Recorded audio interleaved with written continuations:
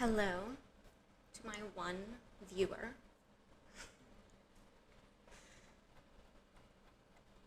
You know, it's only a matter of time now before this room is completely full. Also, there was that dude that tuned in yesterday for like 2 minutes. Hopefully he comes back.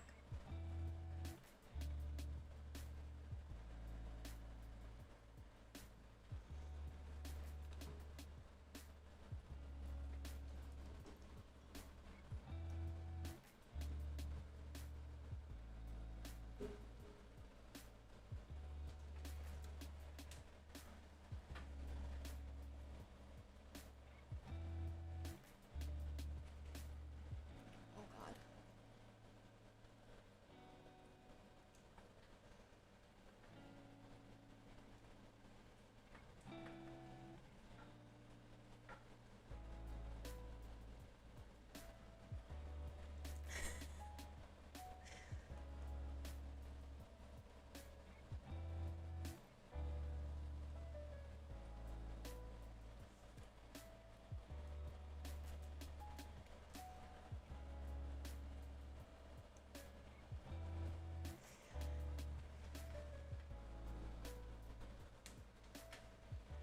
Okay.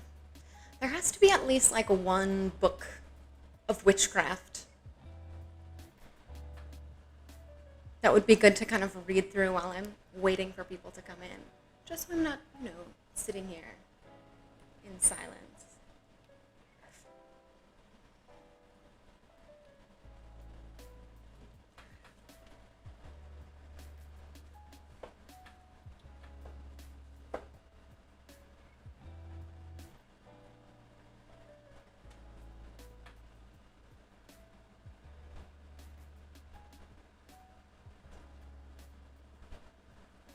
No, I literally piled them all on top of each other.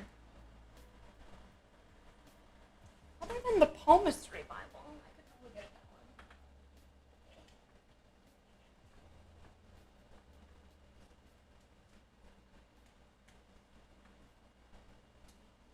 Of course. So, put my incense burners and everything on top of it. Okay. Since today is Witchcraft Wednesday, um, oh my gosh, Cheesy Bites, you are a new follower, and so if you would like, I can do a single card tarot pull for you. What do you think?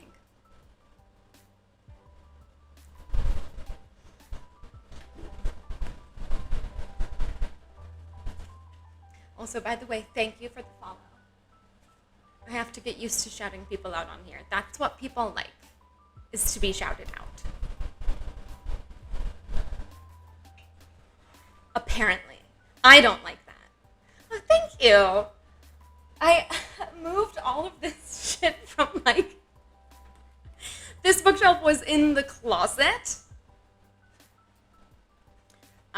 And I scooched it around my tiny apartment and the existing furniture in here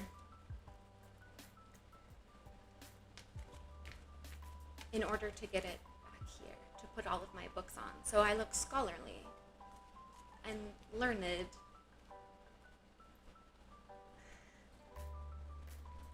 All right. Cheesy Bites, I'm waiting on you to tell me when to stop shuffling, and then I'll pull one, and then we'll see what the cards have to say. Just let me know. Okay.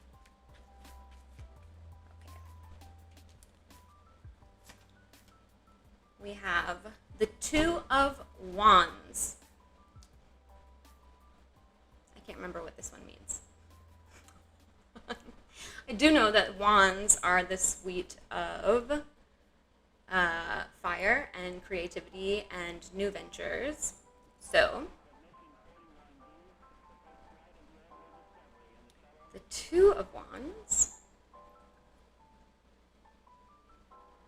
I'm a terrible witch. I don't have all of my tarot cards memorized. But that's okay. Maybe this will help me learn them, actually. All right, let's see. Two of Wands.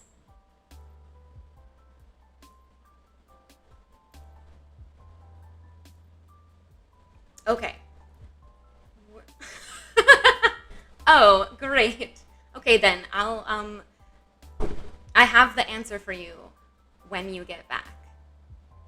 I'll just mull it over in the meantime. uh,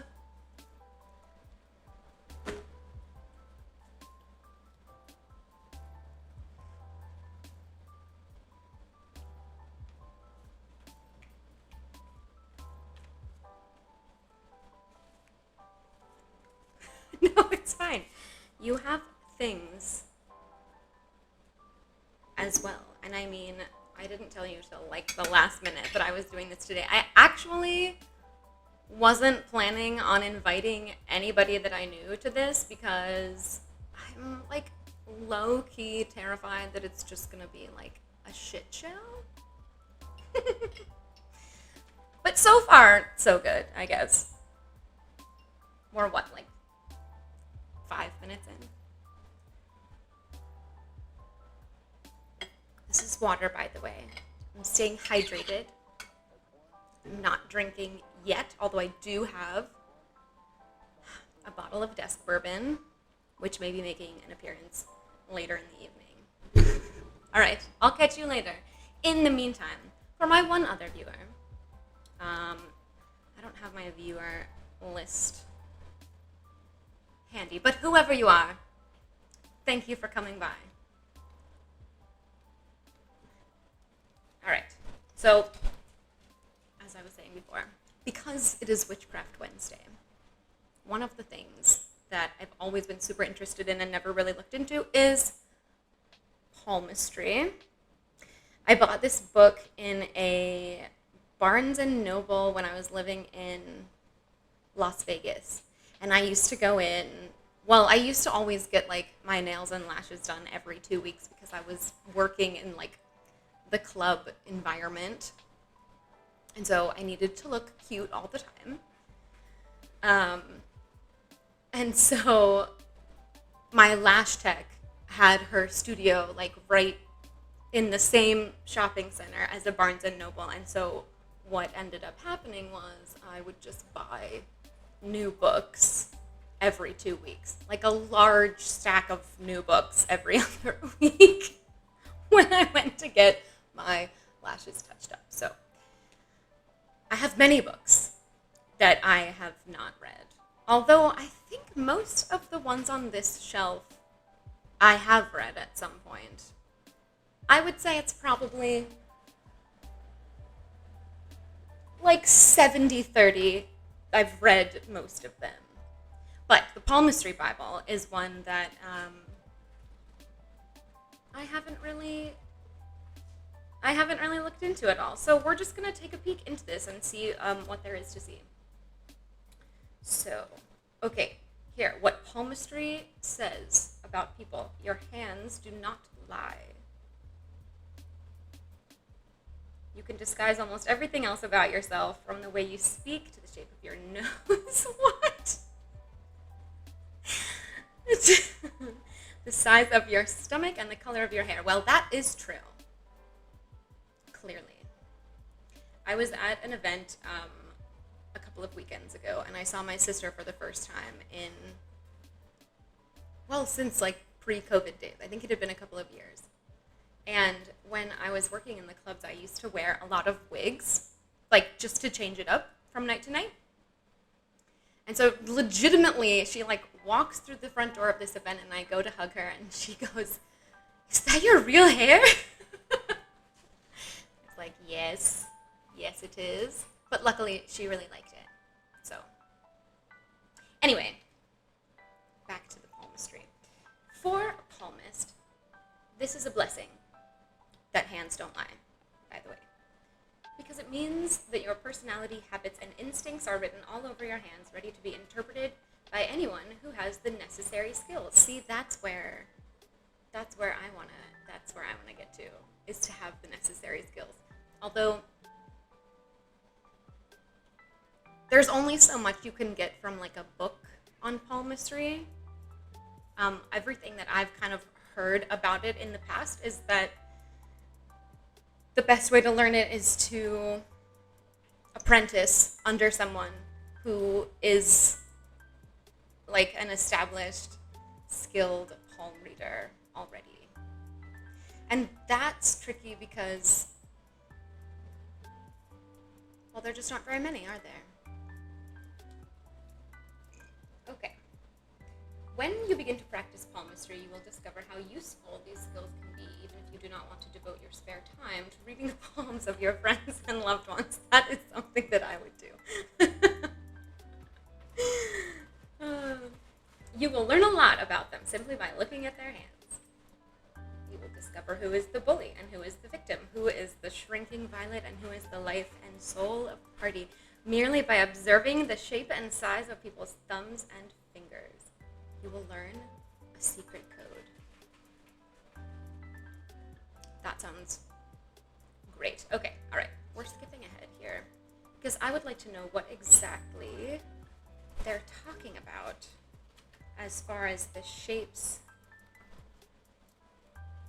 of fingers and thumbs. Okay.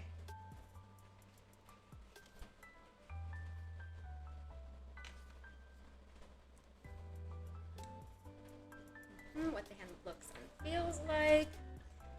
The nails. I don't see all of this. A lot of this just seems like observation about the person, which doesn't necessarily have to do with palmistry. Now, I actually do believe that divination of any kind, well, I'll say most kinds actually, because I've done a lot of anonymous online readings and they have also been accurate somehow. But I don't know. I'm more of a like secular witch in that I don't really like work with any deities or worship anything or believe necessarily. Well, I can't say I don't believe in spirits or whatever is on the other side, but that's not something that I attempt to engage with. And with tarot, like there's various theories on like how it works. And some people say, Cheesy Bites, you're back. Okay, the Two of Wands, you're gonna love this, is about like new beginnings in your career, future planning, progress, decisions, and discovery. So it's it's like, come back to me now. The two in any suite is like when you're just past, like you've had the spark of a new idea and you've moved on to the planning phase. So you're starting to harness things that may have been like floating around for a while. Plans, like legitimate plans are starting to take place and form. And so that is, I don't know, I guess some perspective on where you're at right now, wherever that may be.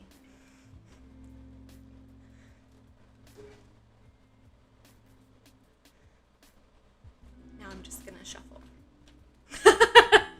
Look, I tried to tell you all two of you. So,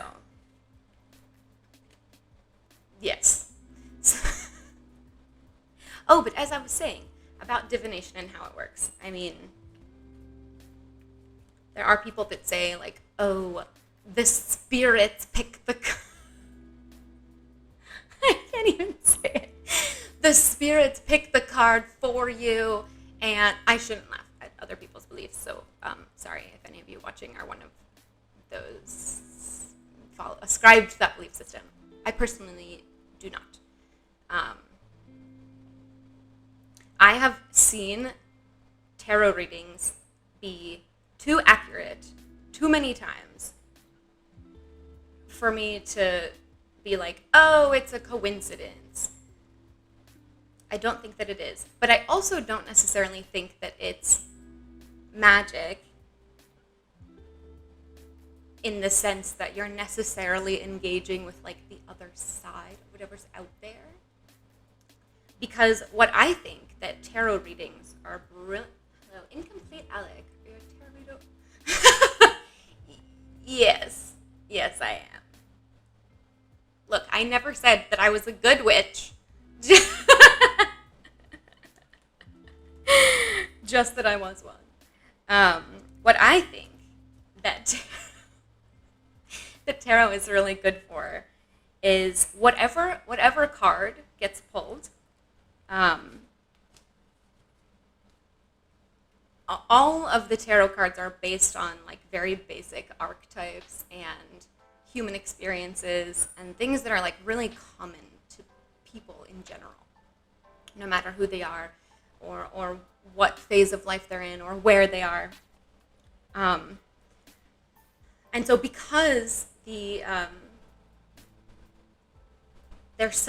like tap into the subconscious in a way, and I think that they help you look like they change your perspective. And whatever cards come up, you'll find a way to connect them to whatever is going on in your life at the time. And because, like, in the process of making those connections, you're building new neural pathways, and maybe this is a problem that you've been thinking about and letting your head like spin out about for days or weeks. Like usually by the time someone contacts a tarot reader. Sorry, is my mic like super high, or is it just me? Bye, Cheesy Bites. Thank you so much for stopping in. Yeah, okay. How about now? Is that a little better? Maybe. I should lower it because I'm loud. I forget, like, I have trained in the theater, so I always am projecting unnecessarily. Let's see, incomplete Alec. It's like fortunes and stuff to me, vague things that could happen to anyone, and if you look for it, then you notice it more. Exactly. And also, getting your fortune told can be a self-fulfilling prophecy. If someone tells you, like, this is what's going to happen to you, and you start to ruminate on that, it's much more likely to happen. Because I do believe in the power of the human mind to kind of like create its own reality in a way, to an extent. And so, yeah, so I think that witchcraft, in my opinion, the way that I have always practiced it, is more about like tapping into that and trying to take full advantage of my brain and make connections that I wouldn't have otherwise, and focus energy toward things that I might not have otherwise. And yeah, I mean, there have been a lot of unexplainable things that have happened in that I've been calling myself a witch for about like 6-ish years now. And I've definitely seen some like really like unbelievable results. But they could be coincidences. I don't know. I'm like I'm a very skeptical witch even about my own practice. But I think that that's good, personally. Like, I don't really buy into anything like 100% that isn't like proven science. And even then, science is wrong sometimes. I don't know if any of the three of you I'm speaking as though I was talking to a room of like 100 people. Yeah, basically. I might just kind of say it sometimes. Yeah. Essentially. No, no. It is like a little more than that. I don't want to poo-poo the craft too much. Uh, but I will say that I do try and keep things based in reality on some level. Um, what was I just saying about witchcraft and science? Oh, yes. Okay, I remember. I got it back. I don't know if any of you. Oh, we have 5 people in the room now. Welcome. Um, I don't know if any of you guys. Hi, Butts. Oh my gosh, thank you so much for stopping back in. I didn't get a chance to thank you for the follow yesterday because you like followed right as I was logging off, and also as I mentioned, I'm still kind of like getting a handle on everything here, so yelled witch at me out his window. That is exactly what happened that made me start No. I do think it's funny how witch has become, like, so I was raised super conservatively, which is probably why I turned out to be so experimental later in life. And obviously my parents we were not allowed to swear. We weren't even allowed to say, like mild, like replacement swear words. Yes, exactly. So my please. All right. You're allowed to drag the joke out as long as you keep coming back to the stream.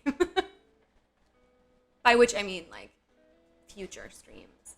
Although I am planning on hanging out for a while tonight, so I don't know what time zone y'all are in. I'm on the West Coast, Pacific, so for me it's like early evening. It is not a wig. You're the. I was just talking about this earlier. This is my real hair. I don't know how else to prove it. I guess it could be like a really good lace front, but it isn't. It's my real. I bleach it down and dye it blue every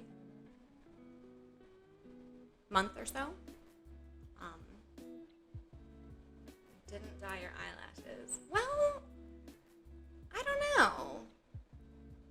I guess that how does one? I would have to bleach them down first, and I think that that's probably really dangerous to put bleach on your eyelashes. Although one time when I was living in New York, I did get lash tint done, which was like this horrible. This is true. If I remember, I will talk about eyelashes and how gross they are. But the eyelash tint, I got it done at a salon in New York, and it was like this. They put this like rubber sticky silicone thing around my eyes, and then like pull the eyelash hygiene isn't talked about as much as it needs to be. This is very true, actually. I mean, I'm just as guilty. I do leave my mascara on sometimes. It's a pain to get it off. You shampoo and condition yours. That's very dedicated, but also good because there's like mites that can live in your eyelashes if you don't clean them regularly, or apparently even if you do, sometimes. Oh my God. Well then why? God, I hope you're not washing them like with bleach, because that sounds horrifying. But yeah, that's why I didn't dye my eyelashes blue, because I would have had to bleach my eyelashes. Plus, I mean, technically I could wear a blue mascara. Like, my brows are not actually blue. They're black bleach-based shampoos. Is that a thing? I don't know if that's actually a thing. But my eyebrows are not actually blue. I didn't dye them. You know, I can't wait until this stream is... Oh, please apply Thank you. I will gladly dedicate myself to my eyelash hygiene with the bleach shampoo. Now I'm actually like genuinely curious about this. But no, there's no way. There's no way anything like that. Record it so you can teach others how to use. That could be the following stream. Would be me bleach shampooing my eyelashes. I think it could be good. I'm still trying to get these microphone levels right. I'm sorry if I'm like blaring loud at any point. I just am loud, apparently. I mean, I knew this, but now I'm seeing like proof of it in front of me on a screen, and it's unsettling. But yeah, I have a blue like mascara that I use. I don't have any. Armpit hair, that is. But maybe if I did, I would put the effort into dyeing it. Okay, I mean, you never know. Oh, thank you, Butts. Thank you for the reassurance, because I don't. There's some. Yeah, there are armpit freaks out there. Believe me. But this is not that kind of stream, people. No, Twitch is very PG, so we're gonna keep it PG. Maybe PG-13. Or wait, yeah, no, PG-13 is correct. One is my foot hair blue. Yes, but I can't show it to you. I think that would just be too lewd for this kind of stream. Yeah, exactly. Hobbit feet. We always say that we have Hobbit blood in my family. So this is my dog, Kira. Her name is Kira. Well, you can't see her now, but this is her bed. That's right off frame.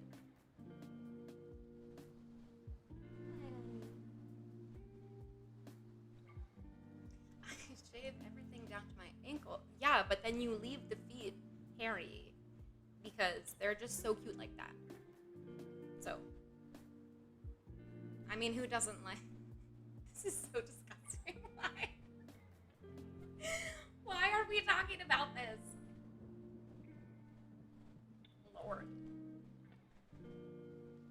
Alright, I was about to learn all the secrets of palmistry before you distracted me with eyelash bleach and hobbit feet. So you don't have to wear socks. Yes. Exactly. It's cushion as well.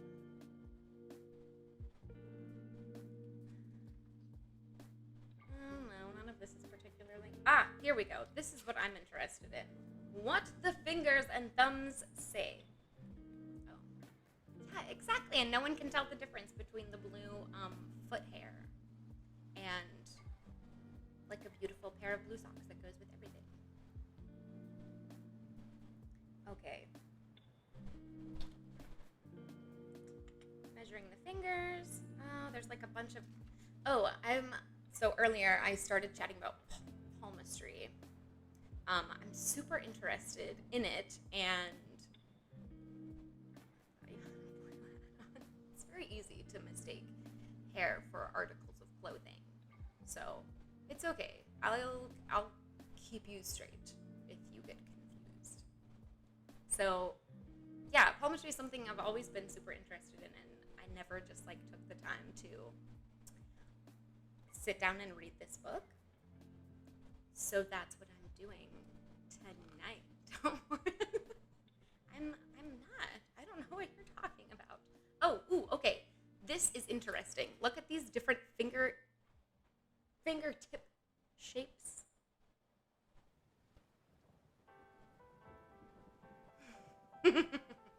Relatively.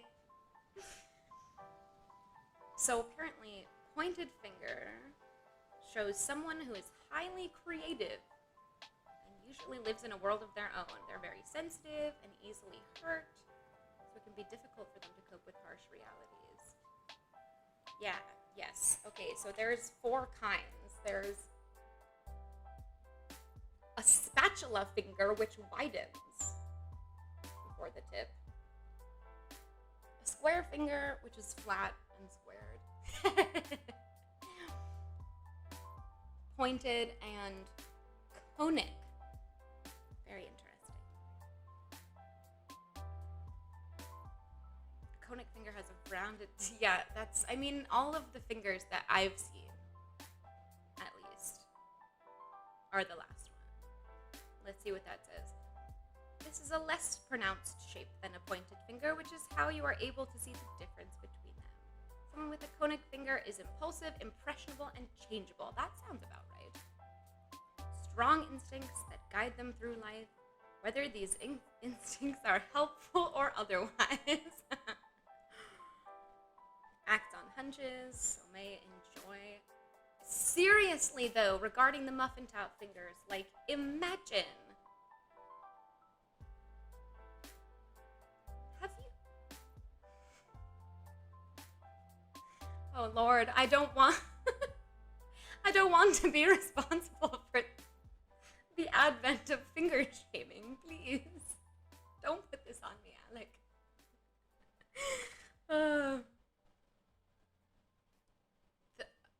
But for real, though. Okay, also, I bet this is in here somewhere, and this is actually what I was looking for, but some people have, like, very weird new body parts to shame.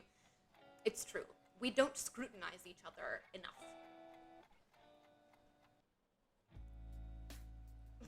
Clearly. Okay. I wanted to look at the stuff about thumbs, because some people have very strange thumbs. I have, like, kind of a hitchhiker's thumb, I guess. But some people's, like, actually bend all the way, like, almost to a right angle. No.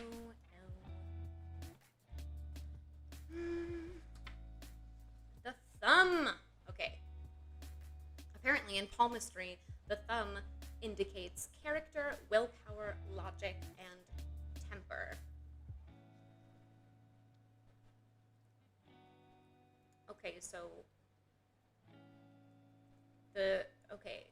a long thumb ends past the middle of the base. Oh, so like if it's longer than where the fingers meet I guess I have a normal sized thumb in that case. Long thumbs indicates that the person is good at managing other people and likes taking charge. And so if they're short, the person prefers other to take charge. I see, this feels very stereotypical to me. Well, okay, apparently you're a take charge kind of person, Alec.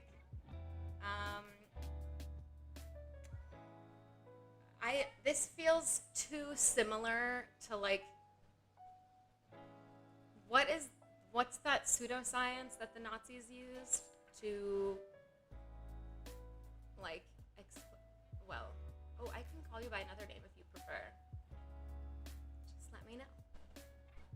And also, I'm MJ, by the way, is the name that I go by in real life. Oh. Yes. There is, like, a slight lag, apparently, because obviously I saw the chat after that, but what can I say? I am a witch. I have been trying to tell you.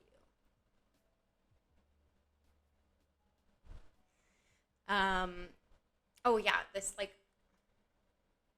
palmistry stuff is reminding me too much of some other judgments of, like, the shape of people's body parts. I don't like that. Maybe it says your necklaces have a long enough story to bore me. Potentially.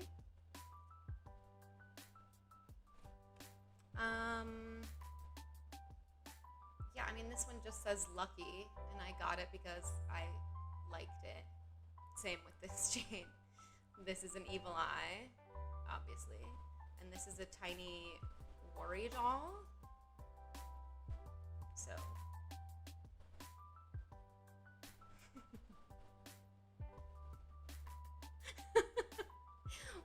What is. Oh, yes, okay. Look, I mean, I have to clarify these things. Not everyone knows about evil eyes. That is the one thing that I'm very superstitious about, is always having a piece of evil eye jewelry on me somewhere. Well, now, it's nothing to get offended over, for heaven's sake. Evil eyes aren't even really technically a part of, like, I don't know, any kind of culture that I descended from, and I've generally been trying to, like, go in the vague direction of my heritage. I'm Slavic, mostly Polish. So, technically, Slavic paganism is the branch that I should. I actually have books about that as well on the shelf. What is it? You may tell me anything. Doesn't ask me anything, tell me anything. Chat.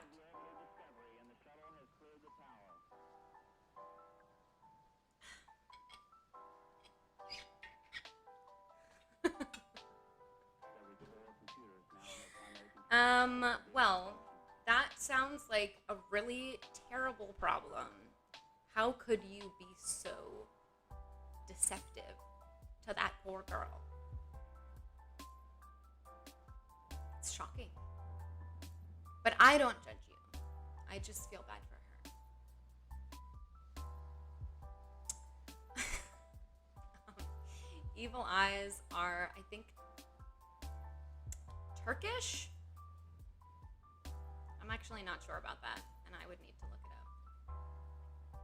up. But, and I know in Italy, a fake doll. No, it's a real one, but it's a $2 bill. See? So, I don't know. I put it there to...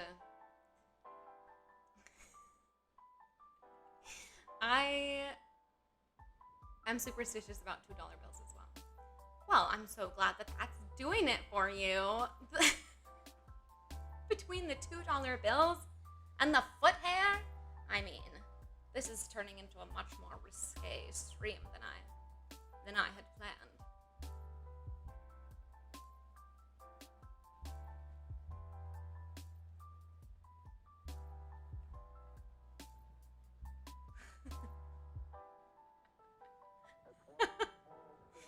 I know. I need to cover it up. There.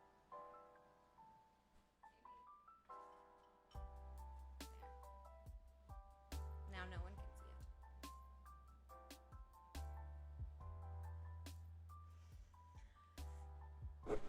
What was I talking about before? Oh, evil eyes. In Italy, they have the malocchio, which just means evil eye.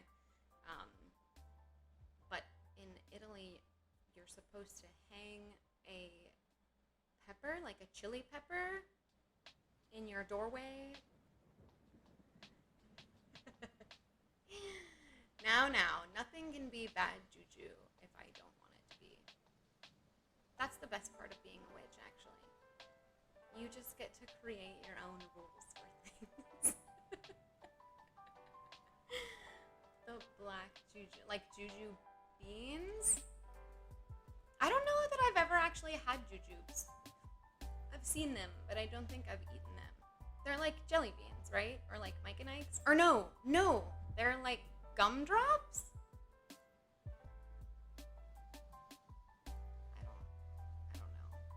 I don't know. If it's what I'm thinking of, they're like really sticky and they feel horrible in your teeth. So that's probably why I didn't have them very often. The jujubes. I mean, it is... kind of a string.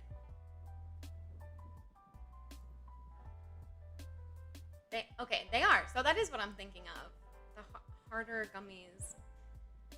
Right, but not like hard candies. Yeah, so they're like difficult to chew. And they get stuck in your teeth. They're okay, they're not disgusting. But I'm not particularly fond of them personally.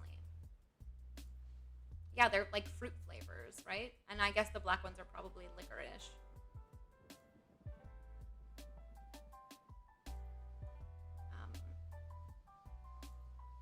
Actually went through.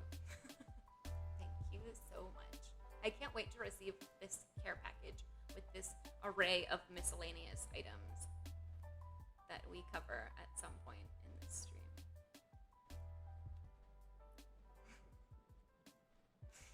Assuming that you stick around, I mean. This is going so well. All right, let's see.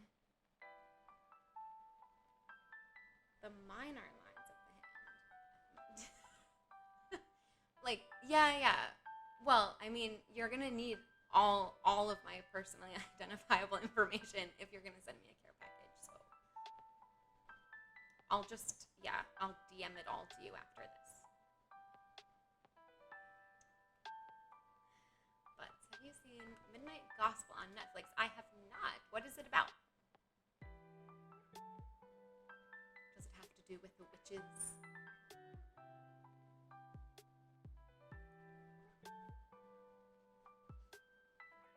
All right, well, fine then. Well, it was in my chat, so I'm allowed to answer if I want to.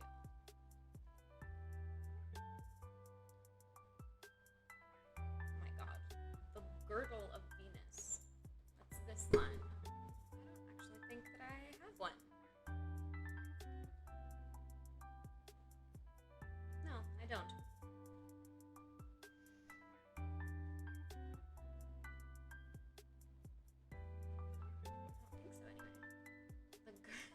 The Girdle of Venus, like the planet. It's like the line here at the tippy top of the palm. But like I said, I don't think that I have one. Because after like the two major ones, well, okay, this one has a tattoo on it, so never mind. Like the two major lines are like, or three, I guess, is like the lifeline and this one and that one, and it's supposed to be like above that one, but I definitely don't. A pi symbol. That does signify something. I just don't remember what. In that same spot, you mean like here-ish? Or elsewhere?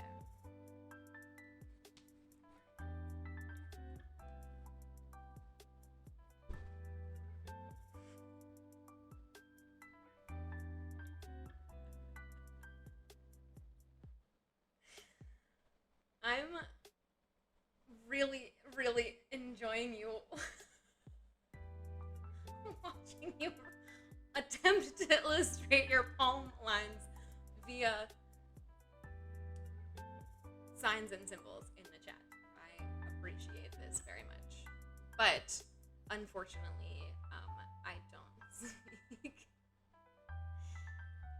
I don't speak punctuation. Crazy psychedelic cartoon podcast. There's an interview with an ex-death row inmate. Holy shit. Accidentally locked up during the Satanic Panic in the 80s. Eastern Japanese Zen philosophy for years, but converted to Western religion. Interesting. That does sound really interesting. Wait, so it's a cartoon on Netflix and also a podcast? And is the Yes, I figured. Is the cartoon also a, is it just an illustration of the podcast episodes, or is it different content? Also, is it like a real they're like true stories. I mean, I'm assuming. I don't know.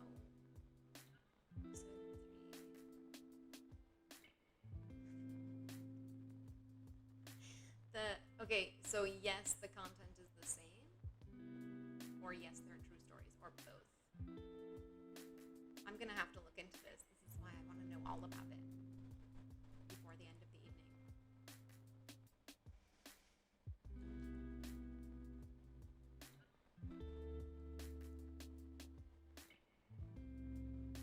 Made reference to the Bible, like how God first spoke the word and how words held magic. I do believe that that's true.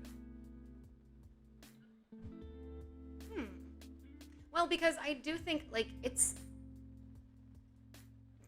like human nature to, oh God, of Eastern Japan. Oh, I don't know.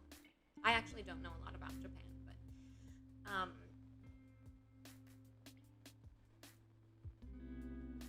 my God, I completely lost my train of thought again.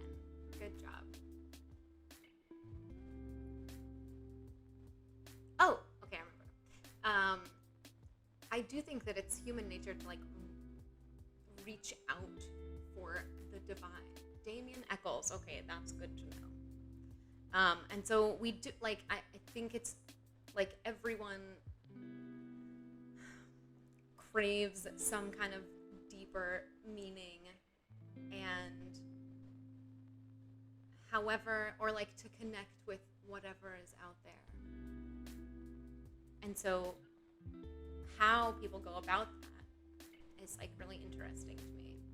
Because for some people, super organized religion is like what they want. It's like what fits for them. Like we're talking about this dude and how he ended up in a more Western religion because it like made more sense to him. But then there's people who are much happier in like kind of more of like a free flow spirituality. I'm spiritual but not religious, as so many say. So yeah, that kind of thing is just very interesting to me. Why people do what they do.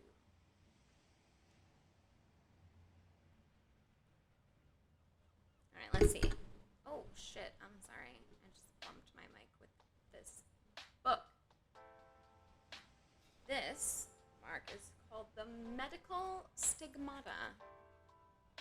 And it's a teeny little like patch of short lines underneath the pinky. And it symbolizes the ability to help others. I don't oh my God, yes I do have it. Yes, I do.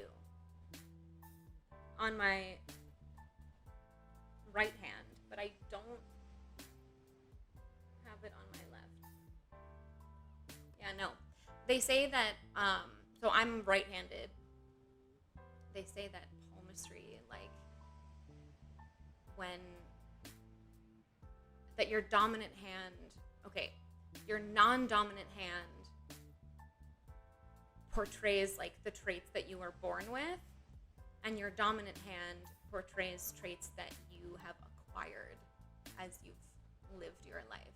Because the theory being that you, like, use it more and create different lines and patterns on it. So, I don't know. Maybe so. That would imply that I was not born with the ability to help others, but have since acquired it. I don't know if that's true. All right, let's see. Oh, God. The lines of marriage. This is, I feel like people are always really interested in relationship stuff. Like when, like I said, I used to do a lot of online tarot reading, and people always would ask these questions about like a person that they had a crush on, or their partner, or like some romantic interest. But a lot of the questions that they were asking me as the tarot reader, well, I wouldn't do them if it was a question that could be answered if they just asked the person themselves. because I feel like it's like the wrong thing to do. Maybe that's wrong of me, but I think it's the wrong thing to do to like go get a tarot reading about whatever problems you're having instead of like talking to the person. Or if you're like unsure about something, you should probably talk to the person. I just like don't necessarily think that tarot readings are the way to go for relationship stuff in general. But yeah, so this is an area of interest to many who seek the services of diviners. And I do have I have one line of marriage on my left hand. The lines of marriage are one of the indicators you need to look for, and they usually cause great excitement when you explain what they represent. If you cannot see the lines clearly, blah, blah, blah, okay. They do not relate solely to marriages. Instead, they indicate serious relationships that have had such an impact on the person concerned that they are shown in their hand.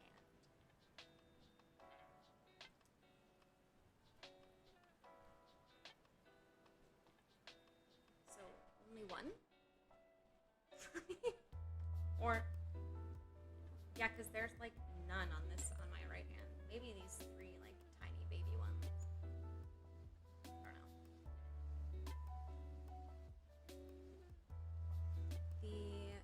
The lines that appear on the dominant hand describe events that are fairly likely to happen, whereas the lines on the non-dominant hands, I don't see any on my hands. Oh, but they would be right here between these two creases. Again, I keep demonstrating on the palm. You can't see shit because I have a tattoo. Right between here on the heel of the hand. So I have like three super faint ones on the right hand, and then this one like super deep one on the left. So apparently that means what? Lines that appear on the dominant hand. So, okay, what is it supposed to look like? Like little crease. I don't know if you're gonna be able to see this, but see how there's like this little crease here, and so when my hand is open, it's a line, and there's like one really defined. I don't know if you can see it. There's like a really defined line there, whereas on this side, like I really don't have that. You got fat hands, maybe. But everyone's palms crease different ways.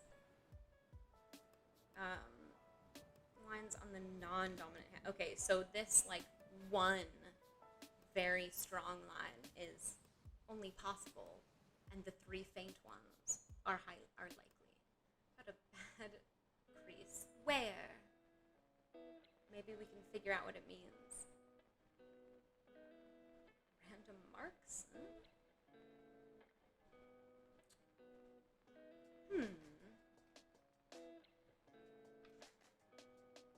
Breaks in lines. I have a very big break in my lifeline. I don't know what that means. I mean, okay, although we cannot do anything to change events that have already happened, we can certainly take steps to avoid future problems that are shown by breaks in the lines. So if there is a break in one of the lines on your palms which predicts problems for the future, do not assume it is impossible to escape this event. This is something that a lot of people say about tarot too, actually, is that like they want to know what's coming so they can like prepare for it. No. Well, because like we were kind of talking about before, fortune telling can be a very like self-fulfilling prophecy kind of situation. So I don't know if forewarned is forearmed, as this book says.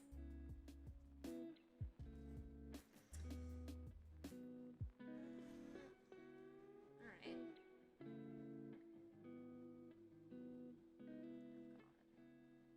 Oh, God. Yeah. I don't know. This isn't quite as interesting as I was hoping it would be.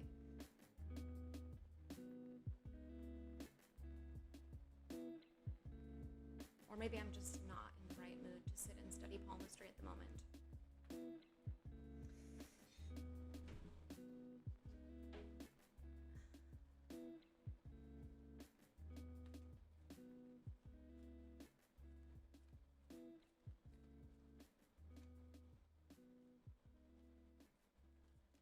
I have plenty of other books about witchcraft, but I made the horrible mistake of stacking them all on top of each other, so I can't get at any of them.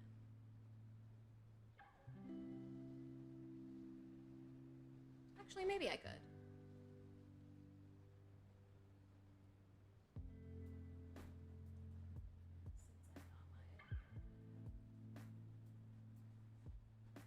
I got my...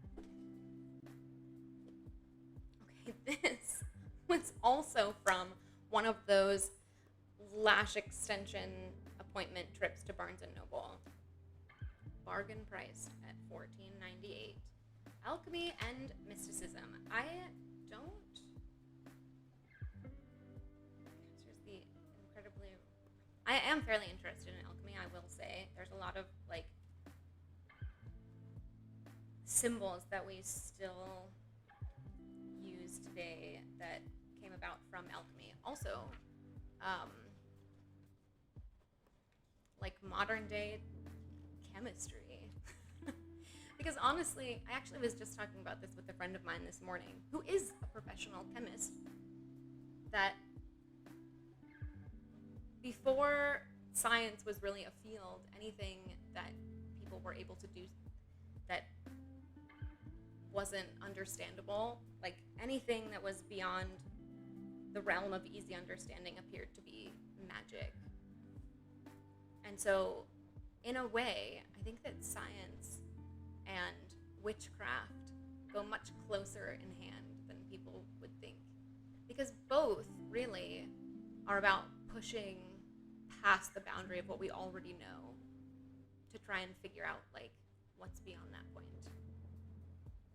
Obviously, you go about it very differently depending which one you choose. But I think that the motivations are very similar. But some people just have more analytical brains, and some people have more creative and artistic ones. So, just like religions are not one size fits all, and different people like different things and need different things from their spirituality. That actually is a Swiss cheese plant, is what it's called. It's a monstera, and it has, I don't know what the official word for these holes in the leaves are, but they're supposed to be there. Are you? Of course you are. A botanist. The Swiss cheese plant is a recent acquisition.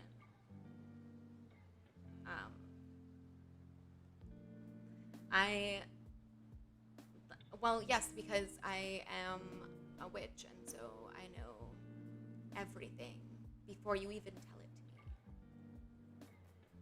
Or something.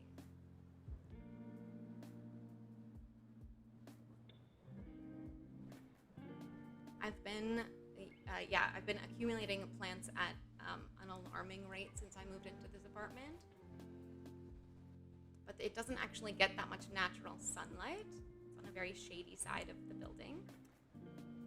So I've killed a lot of things by accident because there just wasn't enough sunshine. I'm generally good at keeping plants, but it's been a challenge here to find stuff that's shade loving.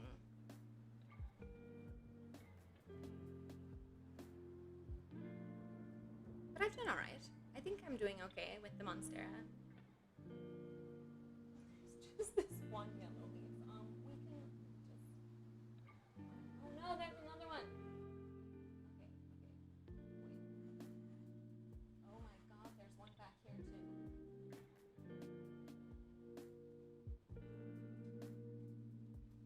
There.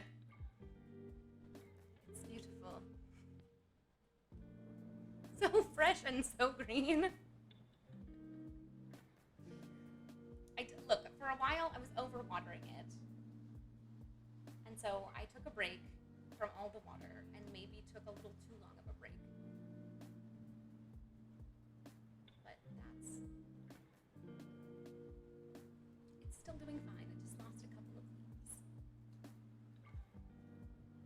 All right, let's take a look at the index because I'm sure there's things here about alchemical symbols and such that are quite interesting.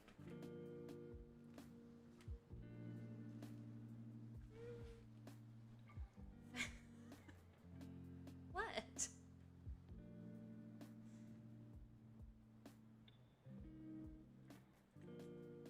Alchemy. No, this is not at all helpful to me. Oh, astral bodies. This should be interesting. This is something that I haven't engaged with whatsoever, is like the astral plane. I've heard a lot of people talk about it, but I don't know if I believe that that's a thing. Or people say that you can like project your consciousness into a whole other realm or plane of existence and like create your own reality there, which I guess like that's technically what you do when you use your imagination. But I just get the impression that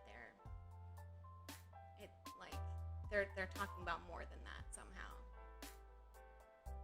So, like I read an article once about this person who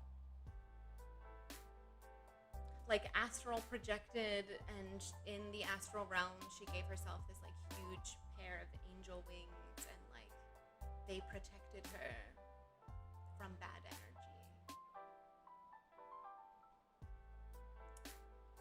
And I don't know. Like, I can't really, like, poo-poo any of this because I have my superstitions as well. But I just can't, I've never really understood astral bodies, the astral plane, and astral projection, which is what some people say that they do when they're tripping balls. I wouldn't know because I've never tried psychedelics because I'm legitimately afraid to do that. Okay. Where is it? Okay. Here it is. So what they're putting them in the package? Oh God, no! Please no! I don't know. Like I've heard of people having some really legitimately bad experiences, and also people who have legitimately had really good ones. Like I know people who had really horrible anxiety, and then they had like one really good trip, and then they didn't. It like shifted their perspective on life so drastically that they didn't have the anxiety afterward. And then I read about another person who never had anxiety of any kind and had a bad trip and had anxiety for years afterward. So that just seems like too big of a gamble to me. But then also there's people that do them all the time. So maybe that's the key. It's just doing like a lot.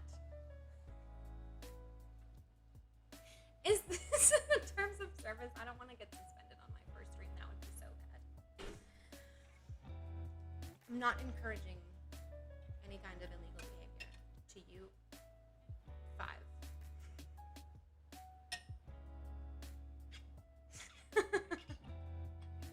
This is my first stream. It says that in the title. Yeah, this is my first stream ever. Although yesterday I was on for like 10 minutes, and that's when our friend friend butts logged in, like happened to catch me the 10 minutes that I was on, just like checking levels and everything, and making sure the stream key worked and everything. Didn't write the time. Other reasons?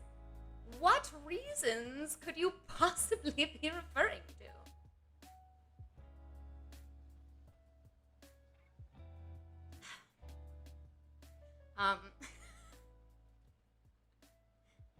Yes, Hades and Persephone.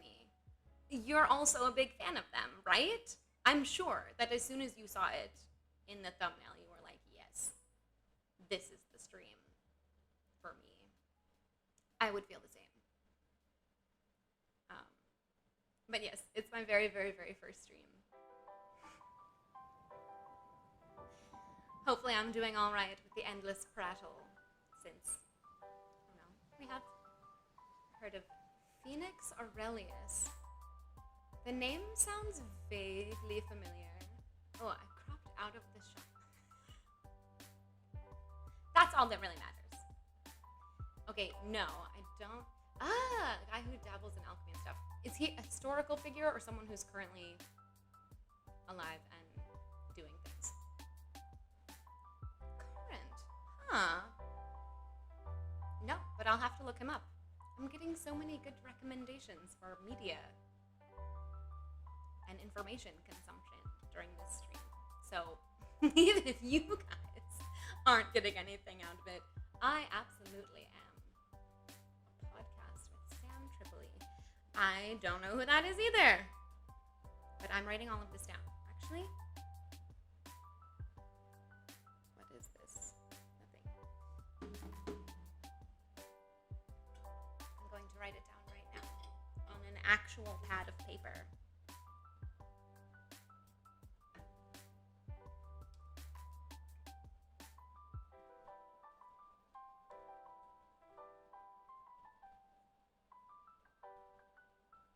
Phoenix Aurelius and Sam Tripoli.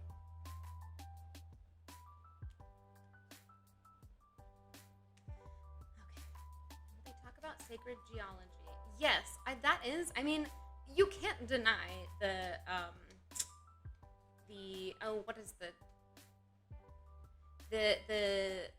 spiral with all of the blocks in it and how everything kind of like follows that pattern. What the hell is that called? But I think hopefully you all know what I'm talking about. That design. I knew what you meant. I honestly saw geology and read geometry. But yeah, I mean, you can't deny that like nature does follow certain patterns. And so regardless of whether there's any like metaphysical meaning or power to them, like the fact is that these are like a recurring patterns that we like constantly are seeing, maybe less so these days. We're so out of touch with nature. This is someone who has lived most of her life in major cities. I actually was living in New York City when I started practicing witchcraft, so there was no nature to be found. But it kind of shaped my practice into more of an urban one, and kind of I haven't been to Salem. Is it cool? I actually have always kind of wanted to go. I mean, it's Salem. Although, you know, those women were not actually like practicing witches. They were just... I actually read witch costumes. Oh my god. Well, I hope that you got one, because the clout that would come from owning a costume that you bought a witch costume that you bought in Salem. Wow, unimaginable. I recently read there's like a new theory that there was a fungus or some kind of mold in the wheat from the crop that year, the year of the Salem witch trials. And so basically, like, the entire, speaking of tripping balls, like, the entire village was like hallucinating and turning on each other because they didn't have anything else to eat. So they just like made all of them for like a year, made their bread with this like grain that had this weird psychedelic fungus on it. That's wild to me. Imagine. Never really practiced anything. I just love, yeah, I also love learning about mysterious occult stuff and horror movies and Lovecraft stories. I have yet to read Lovecraft in like any one of his works in entirety. But I like his style. There actually is a really awesome bar in the East Village, I want to say. It's just called Lovecraft, and they have a bunch of like really delicious absinthe cocktails. I used to hang out there relatively often. But I don't think I've had absinthe since then. Although I did just watch a documentary about it a few days ago that was mostly in French. And so I couldn't pay attention to it because when I have to read subtitles, I can't do it. I can't. It's like, for me, watching TV is not something that I do and like focus on solely. It's like something that I put on so that I can then also do something else. And kind of flip back and forth between the two. You know, crossword puzzles on my phone is a big one. So when you have to read subtitles in order to understand what's going on, that's not very conducive to doing anything else at the same time.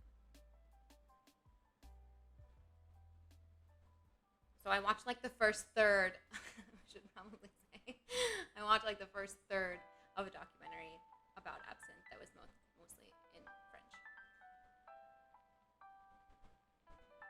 But now I would really like some absinthe.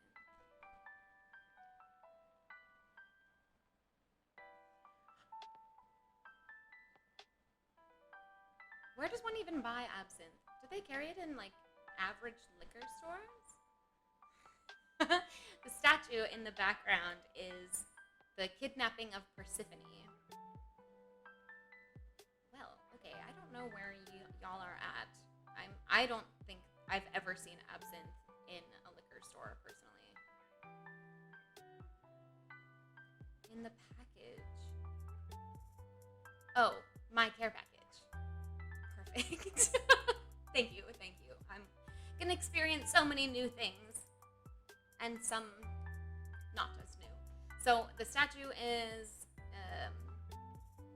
the kidnapping of Persephone by Hades. So this is the moment that it's one of my favorite myths or legends. And obviously, it's a gorgeous statue. I don't remember where the full-sized one is. Yeah, exactly. And Hades was actually really, really loyal to Persephone in myth. Like, he didn't take a lover, but she did. I want to say Apollo? I don't remember. But Persephone and one of the other goddesses both fell in love with the same god, and they like shared him. But yeah, that's Persephone getting snatched. The full-size version, if you ever see it or see pictures of it, is like really unbelievably gorgeous stonework.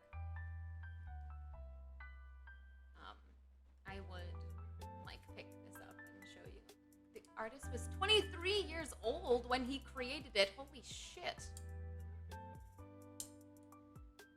Well, that just makes me feel like a complete failure. I'm kidding. We're all doing fine. Just because we haven't carved humongous, gorgeous marble statues by the age of 23 does not mean that we aren't successful in our own way. That's some hacker witch positivity for you on this Witchcraft Wednesday.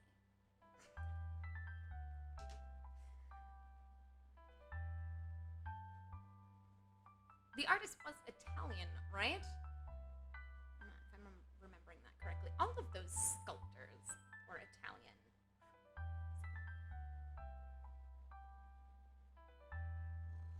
Hi. My cat. Okay. He's so needy. He literally will, like, come over and take my hand in his. Yeah, exactly. The hand gripping the thigh is, like, so realistic. Speaking of, he's out of frame, but my cat is, like, he takes my hand in his paws and, like, puts it on his head if I don't pay attention to him.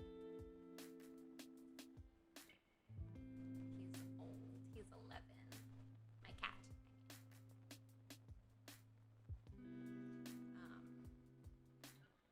Yes. Yeah, between the cat and the statue, my brain is like,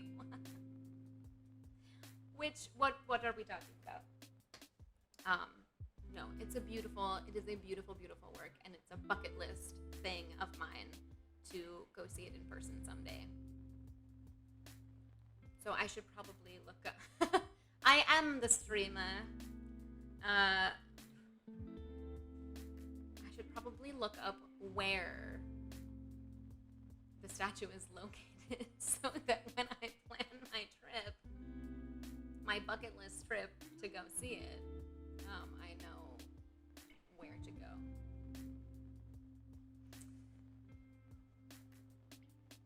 Let's see here. Kidnapping of Persephone. Rome. Of course it's in Rome. Of course it is.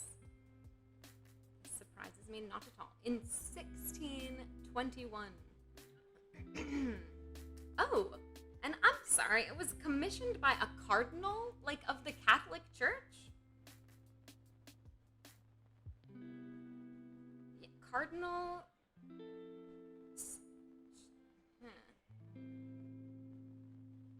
Borghese commissioned... Borghese, I think, is how they would say it. Maybe not. Commissioned a statue from the 23-year-old Bernini in 1621. Giving it to Cardinal Ludovisi in 1622. That's an old-ass statue. In 1908, the Italian state purchased the work and relocated it to the Gallery of Borghese. Okay, so it does currently belong to the state and not the church. But that's wild that... Yeah, well, a lot of priests actually are scholars of, like, philosophy. But I'm just surprised that they went with, like, a whole other beliefs, like a whole other set of deities.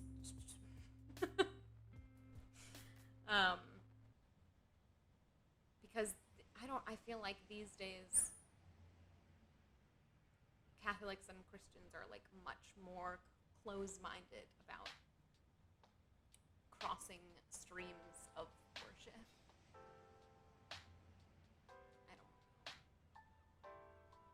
But yeah, I actually have known people who went to seminary school to become Catholic priests.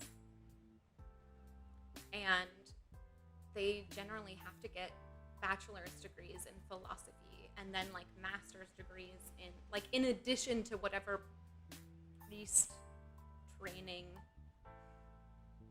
Like, they have to learn to write homilies and stuff, I guess. But yeah, it's It's not at all uncommon well, because also, this is the other thing about the Catholic Church at that point in time, 1600s, I'm pretty sure, like, not many people at all were literate. And so the priests, like, the Catholic Church literally had, like, a monopoly on, like, the priests were the educated ones who could read. And so everyone kind of, like, relied on them and went to them for wisdom, and it worked out perfectly because this old story that lived through time. Yes, well, exactly. I actually think that these older...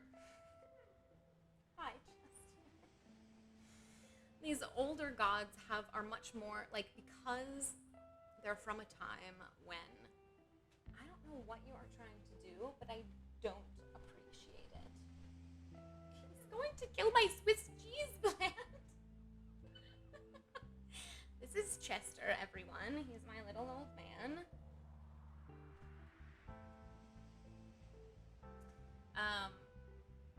The story's probably changed with the archetype, didn't it? Yes, precisely. So what I started to say before this little brat interrupted me is that a lot of these like older pagan religions were formed at a time when life was just like a lot simpler in that, like, there wasn't as much going on. You wouldn't necessarily engage with the people that were in the same village or whatever that you were born and raised in. Like, people just did not have access to the amount of information and other resources that we do now. And so, also a time when people were much more in tune with, like, what the earth was doing and the changing of the seasons and, like, emotion and Swiss cheese plant. Oh, is it really poisonous to cats? That's unfortunate. He's never actually tried to eat it. You know what he does love to eat, though, is my fucking aloe, which I think is also supposed to be poisonous, but don't tell him that because he's chomped it to pieces, and he's clearly still kicking. Almost seems like it's simpler now. Well, yeah, it's simpler in a lot of ways in that, like, we have a lot more, like, modern conveniences and opportunities, but in another way, in like an animalistic sense, in that, like, instead of looking at the glass. Yeah, exactly. And people would look for meaning in, like, the environment around them and the phase of the moon and the turning of the tide and things like that. Just had, like, a much bigger impact on people because there wasn't anything else to do. And so that's why I think that religions and myths and legends and belief systems from that period of time and, like, the more ancient stuff. Imagine if they had TikTok. Can you imagine? I cannot. Medieval peasant TikTok. I'm sure that somewhere on TikTok is someone recreating medieval peasantry. I, like, would not be at all surprised. But yeah, I think that those, like, more ancient belief systems that tap into, like, not just that tap into, like, us, human nature on, like, a very basic level. That stuff is always going to resonate more than, like more complicated theories that have arisen as years have gone by and we've gotten, like, more out of touch with that kind of thing. I don't know. It's just my theory on religions and stuff. And it's why, like, that's what initially got me really interested in, and got me questioning Catholicism, because, as I mentioned, I was raised really conservatively and very, very Catholic. And, the Catholic faith is relatively old compared to, like, a lot of the other Christian religions. But still, compared to, like, Greek and Roman mythology and like the ancient Nordic mythology, like these the old gods, as they would say, like those came first. And so I just was trying at that point in time to go like as deep as I could, like as far back as I could, to get like closer and closer to, I don't know, our roots, I guess, of like trying to figure out what's out there. Because as I mentioned before, like people do that. It's in our nature to seek the unknown and attempt to engage with the divine, whatever we think that means. So pushing like further and further back kind of made me realize that Catholicism was just like one of many belief systems. I know that sounds like really obvious, but the way that I was raised was like incredibly single-minded. Yeah, like the Druids, exactly. Oh my gosh. And I like the number of stories that I was told as a kid about the Druids in Ireland, where they were portrayed as these like horrible, awful. I don't have a copy of Malleus Maleficarum either, but maybe I should get one. I mean, I am a witch after all. But yeah, the Druids and the pagans were always portrayed as like these horrible enemies in the lives of the saints. And this goes hand in hand with like the way that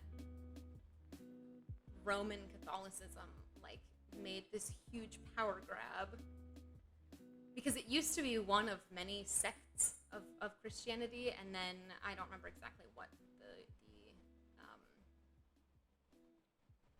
catalyst was for the change, but they they took over political power as well, and decided that they were going to teach like from the church, like from the pulpit, from the church's perspective. Like the official word was that anything not Catholicism was demonic and from Satan. And so some of the other sects of Christianity that existed at the time were labeled as satanic, because the Roman Catholics were like, no, we need people to only listen to us. This is all in a book called, it's about secret societies.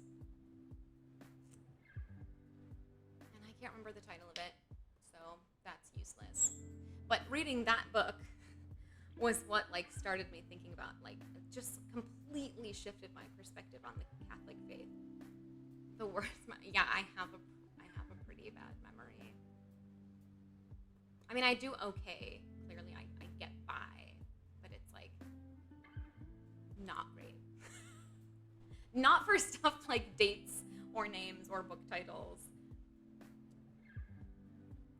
For random history facts, yes. Where they came from, no. So, like, I can never quote my sources, ever. So, actually, like, don't take anything I say seriously and do your own research, because I can't quote my sources. And we should always go to the source for what's true. There's a podcast called Our Fake History that's based off of that exact thing that I just absolutely love. When I first found it, I listened to it and nothing else for like weeks. Your dates. Sometimes. But I did kind of mean dates, like when things happened, rather than dates like people. Well, I mean, okay, I can't say that I've never forgotten someone, because I have. It happens, okay? It happens. I'm I'm a forgetful, scatterbrained person. And I try to like implement as many organizational tactics as I can to like keep myself in line, but sometimes they fail me. And that's where we run into problems. But the book, not this one. This one is far too dry to be commentating on in a stream. But the book about secret societies, also really good read. It was also a little dry, but it like seriously shifted my entire perspective about religion and how it's like just was so closely intertwined with politics for so long, and that it's only like relatively recently that hasn't been the case. So a lot of it is about power and control because the two went hand in hand for so long. And I mean, just in general, religion kind of like tells you what to believe and how to act. And I don't know, some people really like that. I do not. So, The Golden Dawn. I don't think so. Is it a book or a show or another podcast? Oh, speaking of podcasts, at some point I will come back to Our Fake History because it's really good.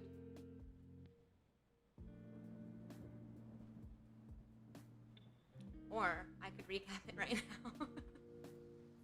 Oh, Aleister Crowley. Yes, I know all about him. Well, not as much as I could know, but I know who he is and what he did. His whole thing was chaos magic. The dude that wrote Bram Stoker's Dracula. I don't know. I always thought that Bram Stoker was the author of that book. Was it a pen name or legitimately like someone else wrote it and Bram Stoker published it? I'm so intrigued. I read Dracula back when I was in college. And so it's been a while.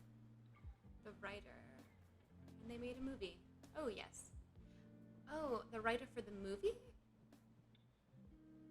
I'm confused.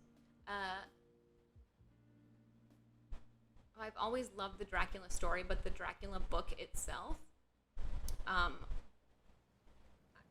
didn't actually like it that much.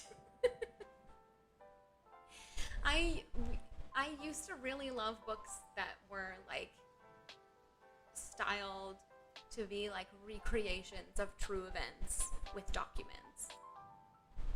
So like journal entries and letters and news articles, and it's like supposed to be like you're piecing together what happened based on these actual sources. They turned Bram Stoker's book into the movie. There have been a lot of Dracula movies though. Like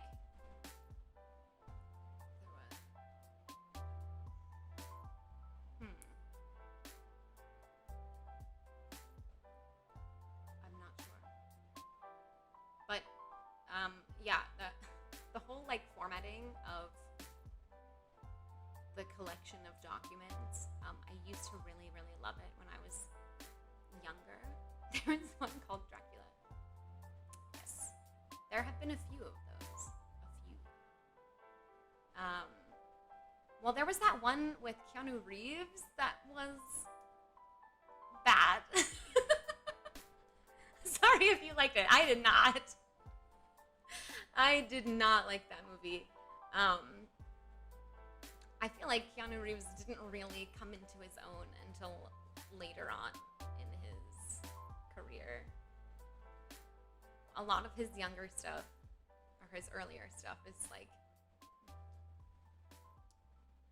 cute but corny. Did you? Oh, and has Winona Ryder as well. And what's his name actually plays Dracula. Yeah. Yes. I mean,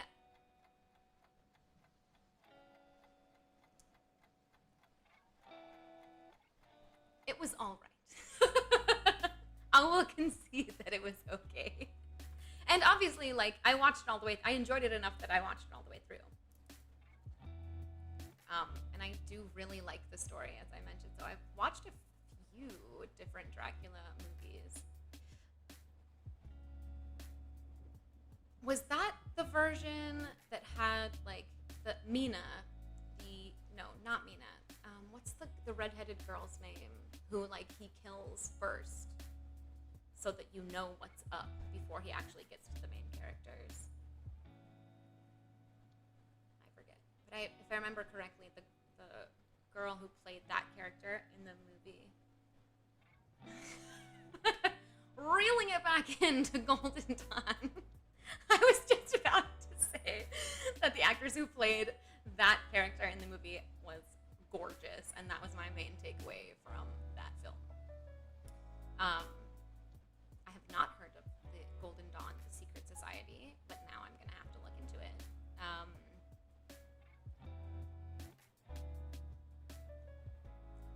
It was. I will say the special effects and whatnot were good. It's been a long time since I watched it too, quite frankly. Like a long time, like maybe 10 years. Now I want to watch it again, just for old time's sake. You know what else I watched around that time? Because I went on like a total Dracula kick. Oh my gosh, is it really on Netflix? No, what I'm watching tonight, or maybe tomorrow, because by 10 p.m. Pacific, I might be too tired to watch a movie because I also work like a normal day job. I don't just stream, you guys, so I have to be awake in the mornings. But I'm adding it to my queue. Yeah, yes, I work in cybersecurity, in technical support. So that's what I do during the day.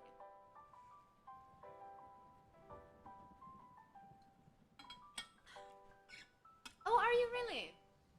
That's very. Are cybersecurity as well, or like physical security?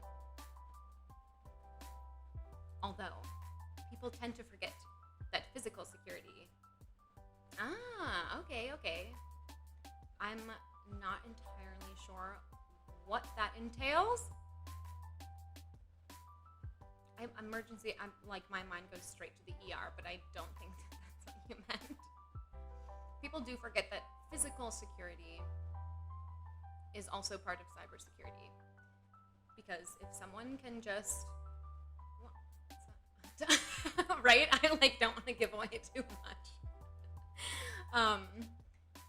If someone can just walk right in to your office space or whatever, it doesn't like that can be a big vulnerability if your physical environment is not secure. Almost as much or the same as locking down like your network and endpoints and all of that good shit.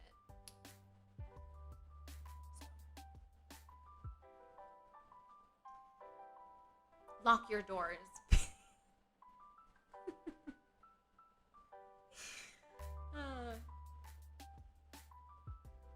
I've always lived in big cities where and protect your info and assets. Yes, exactly. Well, so emergency management, like incident response, as far as like when you've already been hacked and you're trying to like contain the damage. I know some people who do that.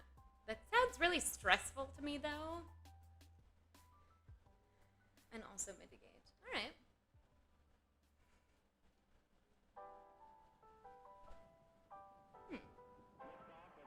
Yes. What is... There's a whole acronym, isn't there? I forget it now. I had to learn this. I had to learn this for school. It was on a test that I took and passed. And and I got the question right. But that was like a year ago, and like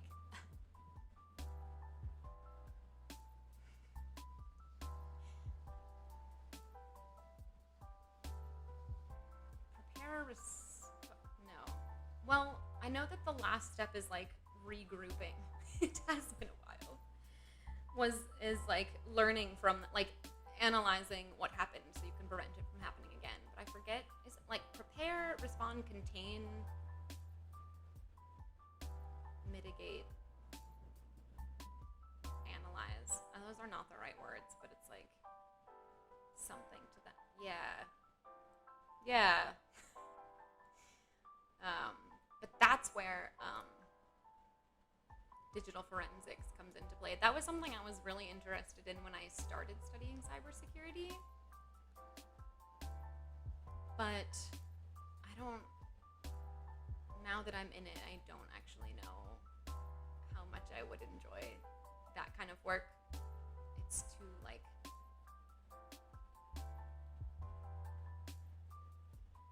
passive? I don't know. Maybe because, like, at least when you're working in, like, on the preventative side, whether that's red or blue teaming,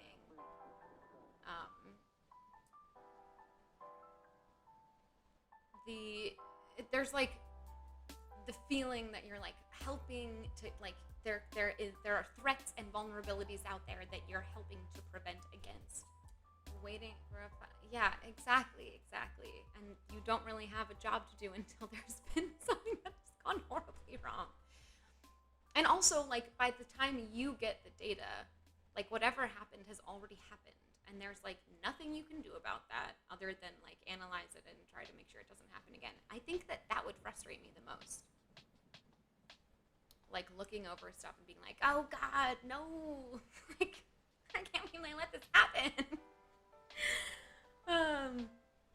So even if like I'm not working directly with like preventing cyber attacks in any kind of, like, I mean, indirectly, I guess, yes, I am, but there still is like that feeling of like urgency a little bit, and like a feeling that like the work is really important to make sure that like people's networks are locked down. They've got shit set up so that like they're not going to get attacked, because there's always like new 0 days coming out and new vulnerabilities being discovered. That I thought we're kind of getting into the realm of cybersecurity here, but that is something that I think would be so fun, actually, is like bug bounty hunting and threat hunting, because that's like super proactive, right? Like, it's like the most fun and exciting, other than maybe pen testing. Everybody wants to be a pen tester.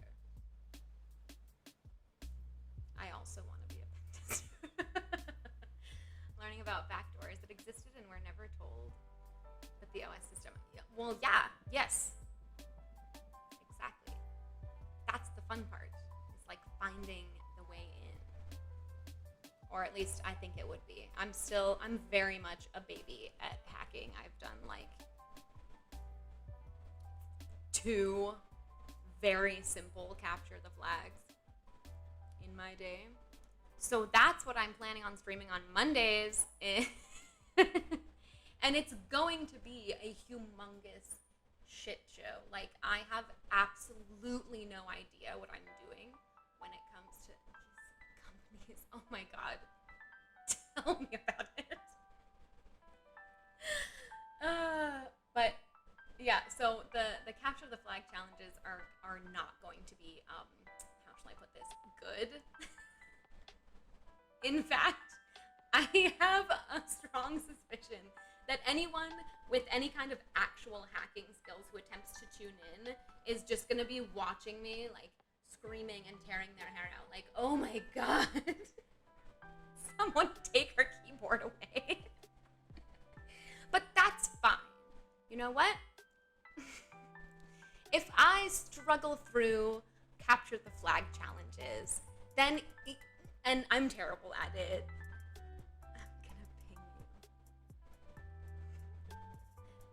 it. And I'm terrible at it. Other people who also feel like they are too terrible at it to get started will see that I also am terrible at it. And hopefully I will learn. And then they will be encouraged. Trace route. Yes. Definitely that. Some serious hacker skills right there. Yeah. It's very fun. I really like it.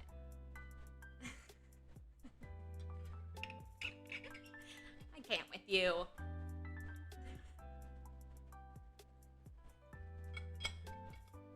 Well, I mean, we'll see. We shall see. I don't know.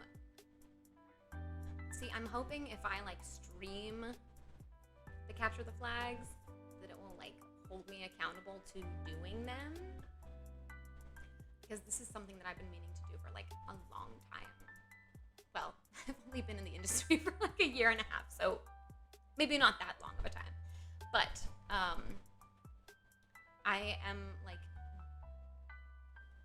I really want it. There's the certification called the OSCP, which is,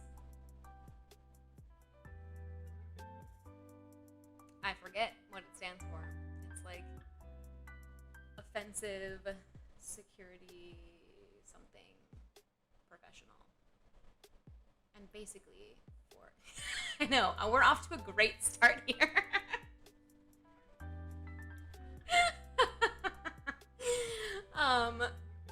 But basically for the exam, it's not an exam, like a test. They give you 3 machines, 3 computers to hack into. And you have 24 hours to hack into them. That's it. And then you have another 24 hours after that to write up your report. Yeah, yes, that's the test, is to hack into these, like, they're obviously like test instances that are designed to like test certain things. Or I'm actually not sure if they're virtual machines or hardware. I would assume it's some kind of like virtual setup. But yeah, you have to hack into them. And there's like no guidance. They just give them to you and they're like, okay, go. And then you report on how you got in. Because that's like the big part about pen testing that a lot of people don't realize, is that you have to write these like really thorough reports about how you did what you did at every step along the way, or else like what good is the I think probably the exam is like a little bit harder than that. Like maybe the password was 1 2 3 5. Threw me for a loop there, but I got it eventually, is what I'll write in the report. But yeah, you have to write up these like really lengthy, highly detailed reports on it. So that's why it's part of the exam, to like not just get in to these 3 machines, but then also write up like a really, really detailed report on how you did it. And most people like fail it the first time or the first few times. And you actually learn like how to take the test while taking the test. I mean, there's a lot of practice stuff that you can do as well.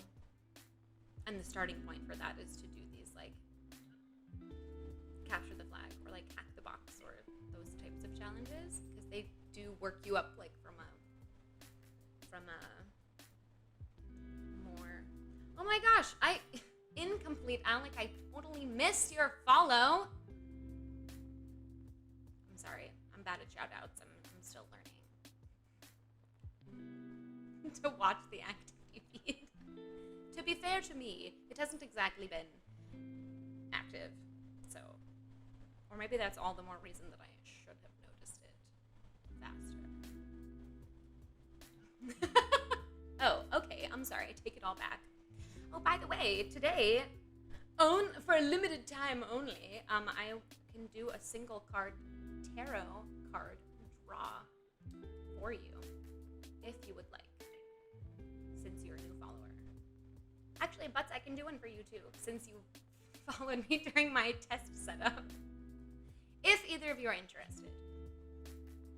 It's not an imperative. We can continue chatting about Capture the Flags as well. Even though technically I'm just okay.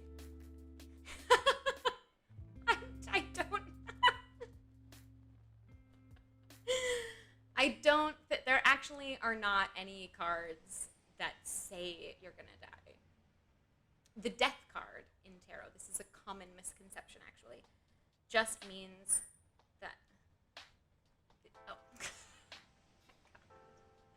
No, the Fool's card also is so both of them. Death means that like something in your life has to die so that something better can come along. Like that you're like holding on to something that's stale and that needs to go. And so like of course. But the Fool's card, no, I didn't. You said that you didn't want a card pull, so I didn't pull one. The Fool's card is for like new beginnings. When you're like at the very beginning of a new venture, or you're starting afresh with like a lot of energy and naivete. So it can be a bad thing, I guess, implying that like you don't know what you're getting yourself into, but it can be good too, because that fresh, new energy can be really inspiring and a nice change of pace if you've been burnt out. All right, let's see. Okay. We pulled the Hierophant, which is the Pope. This card symbolizes organized belief systems and a time when it's better to follow some kind of either religion or like group that like you need a little more structure right now, or that like the answer to whatever you're questioning, if you're questioning anything, is going to come from like that kind of source, like not necessarily a priest. It could be any kind of organization, religious or otherwise. Although the card is the Pope. Yeah, he does kind of look like a pedophile, doesn't he? Oh my god, I just noticed there's like a bunch of beetles on the card. I don't know if you guys are going to be able to see. All of these, like, around here are... Or maybe they're not beetles, but they have, like, pinchers at the end of them. That is so strange. I don't think any of the other cards in this deck have bugs on them. I don't know how I feel about that.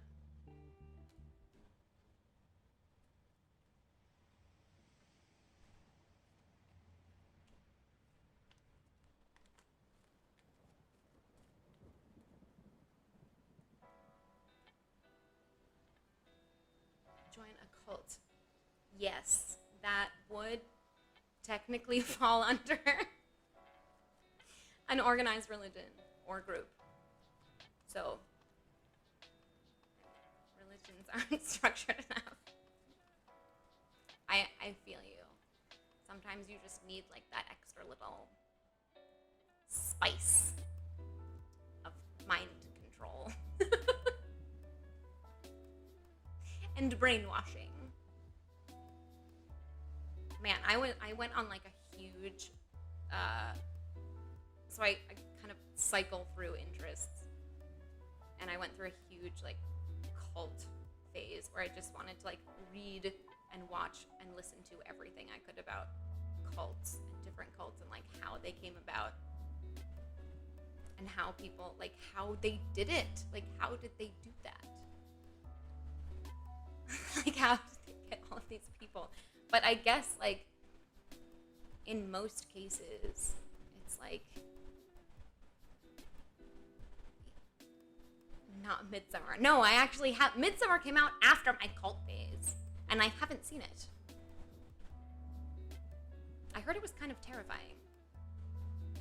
And I'm not actually super into horror movies. Like, I can dig it if they're like psychological thrillers usually, or ghost stories. I love ghost stories, or haunted houses maybe. But anything that's like too gory or too like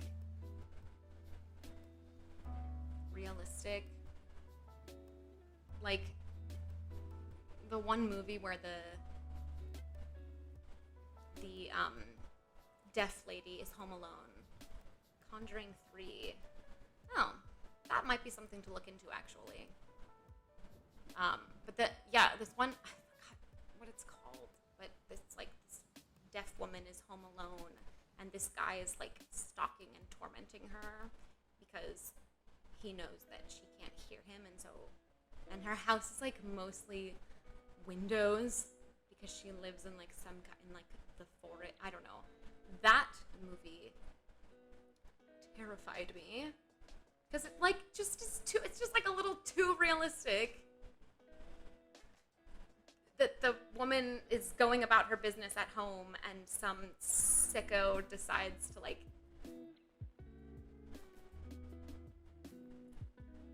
stalk her around her own house and murder her.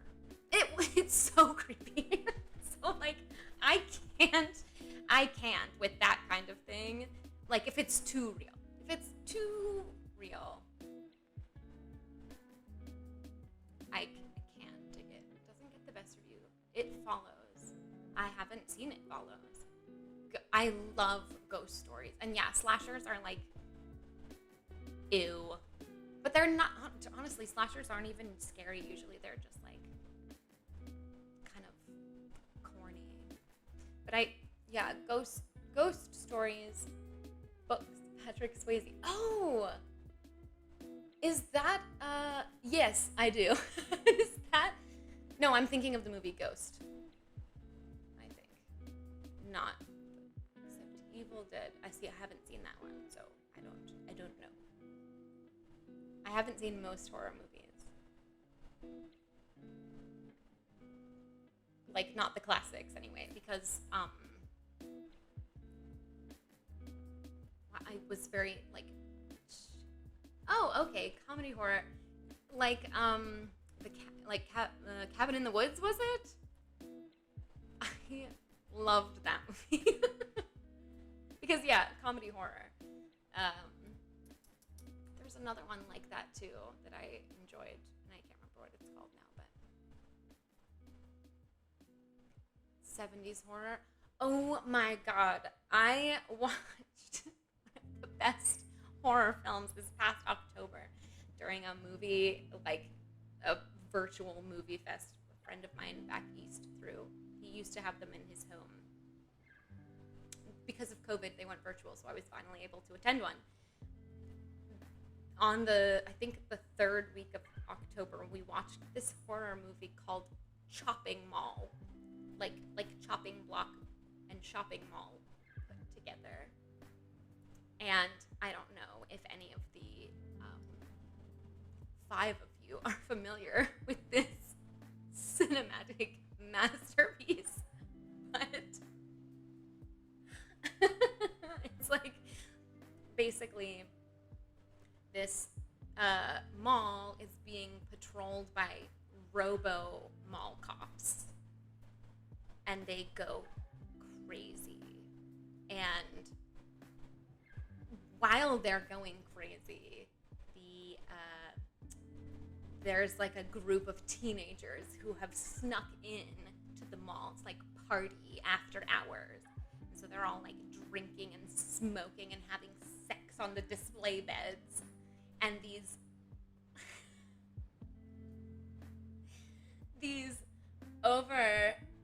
hyper vigilant robo mall cops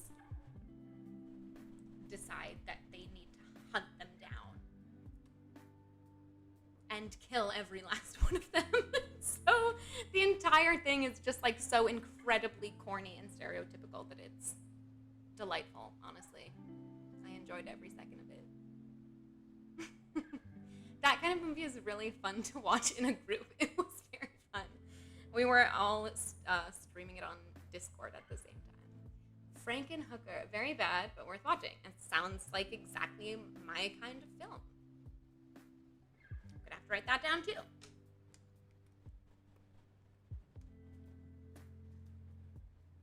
What is the, I mean, the name is pretty descriptive, but to attend, I mean, yeah, I probably would. Is Frankenhooker about what the name implies? Or is it have some kind of subplot? A Johnny Sins marathon. I don't know who that is.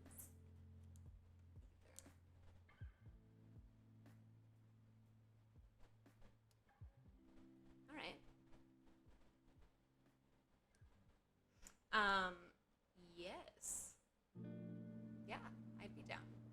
Although, I don't know if, I think I could stream something. Actually, maybe I couldn't. Movies, because of copyright stuff. I don't know. I don't know what the rules are for that. Like, I could probably broadcast something that we could all chitty chat about. Oh my god. I love how the auto mod on this chat is like, offensive. Oh my god. That sounds very fun. Okay, so yeah. On Prime Video. Oh, because doesn't Twitch have like a partnership with Amazon Prime? Extremely B-movie style. Yes, that sounds perfect. Yeah, with Amazon Prime. And so I know for do they own Twitch? Wow. Cool. I knew that. I'm like a very accomplished and knowledgeable streamer. Obviously. So I know when you throw a watch party on Amazon, everyone has to purchase the movie individually. And then you're allowed to stream it at the same time. Like, it syncs it up for you, but that's it. There are services where you can hold watch parties that actually, like, one person broadcasts whatever you're watching, and everyone has, like, little video chats. Oh, it was of the Leprechaun series. I don't know how I feel about that. I only ever saw a trailer for, like, one of those, and I remember thinking that it was very creepy. But, like, in a weird way, not like a Home Alone kind of way, like Evil Dead, probably. That was the one you were saying earlier was like a horror comedy. Yes, comedy horror. So yes, probably yes. Wow, are we breaking up already? That's very sad. Well, not necessarily. Only if I don't like Evil Dead, which, I mean, no guarantees, but from what I've heard so far, I probably will like it. I mean, so maybe no breakup will be necessary at this time.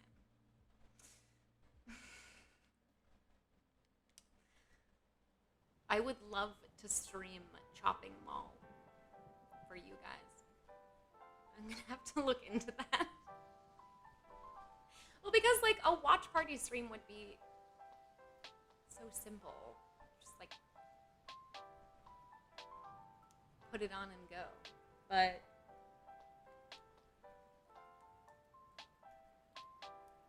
you can only stream Amazon Prime movies on Twitch. That makes sense. But I could like broadcast them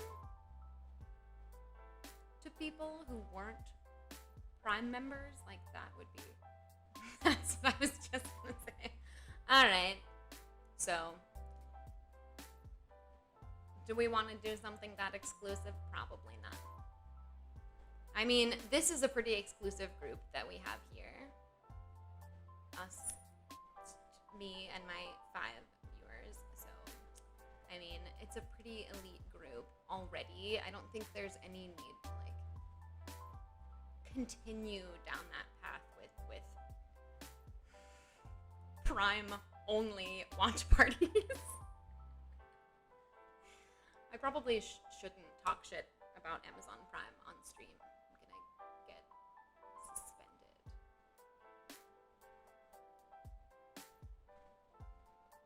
Hopefully not.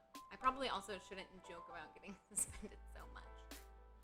I don't want to single anyone out. Exactly. Down with Prime. I have to say, like, it is disturbing how much, like, Amazon Prime, I mean, because it's so convenient, right? Like, you just want to buy everything from them. So, you know, the shipping is free and, like, you can get it so fast. But the fact that, like, one platform can do a watch party after, that is a good idea. At some point, I would like to get a Discord set up. But this is my first stream. All in good time.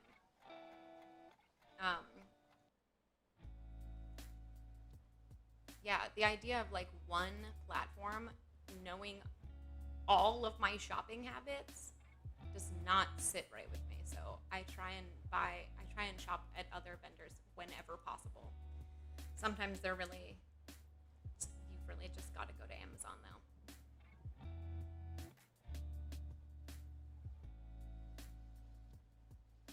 Yes, Discord is what we used for the horror movie watch parties as well. And there's, like, a voice channel that you can have on. Well, I don't know if, like, necessarily for a stream, but because we were a small group of friends, there's a voice channel that could be on, but I don't think video. I mean, there definitely is a chat option though, so that's good. That's all we really need in this world is a chat box. Or something. I don't know, man. What would the channel be called? I just need a box. Yes. I don't know. I really don't know. What kinds of names do people from Twitch put on their Discords? I don't know.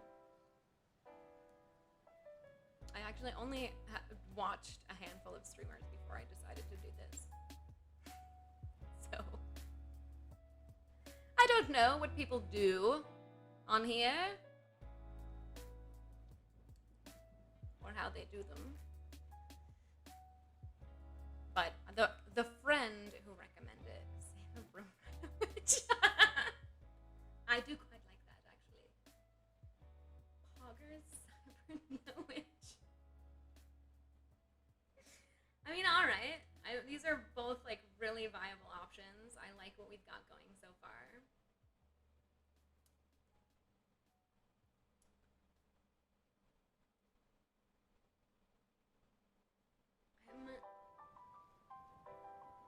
I'm a member of so many Discord servers, and I never log on anymore.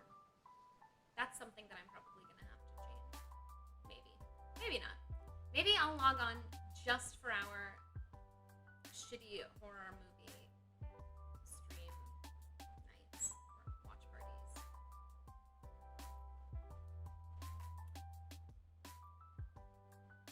I don't know. I'll figure something out. And Johnny Sins. Yes. Definitely yes.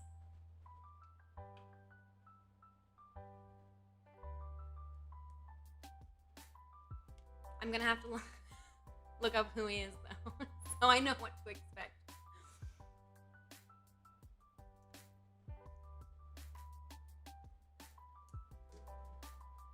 I'm gonna Google him right now.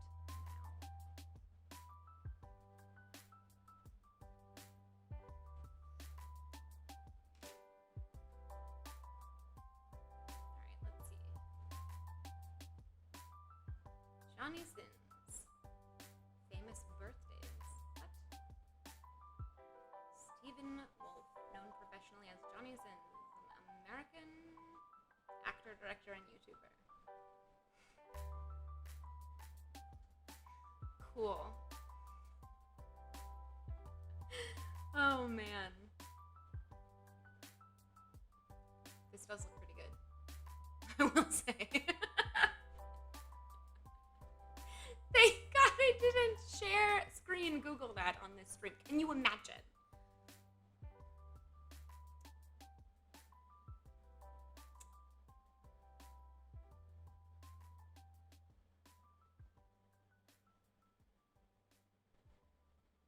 Well,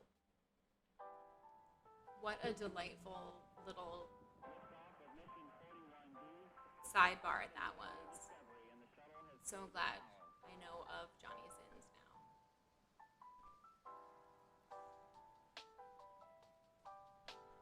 Every core computers now have primary control of critical vehicle functions.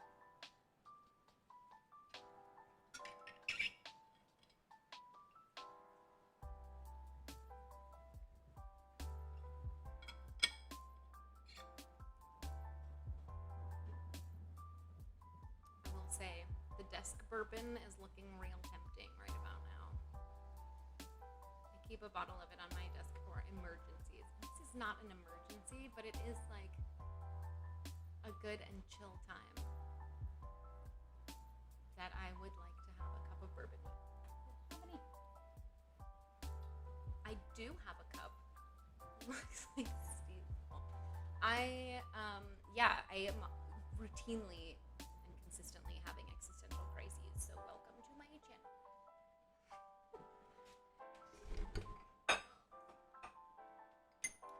It's time for the desk bourbon.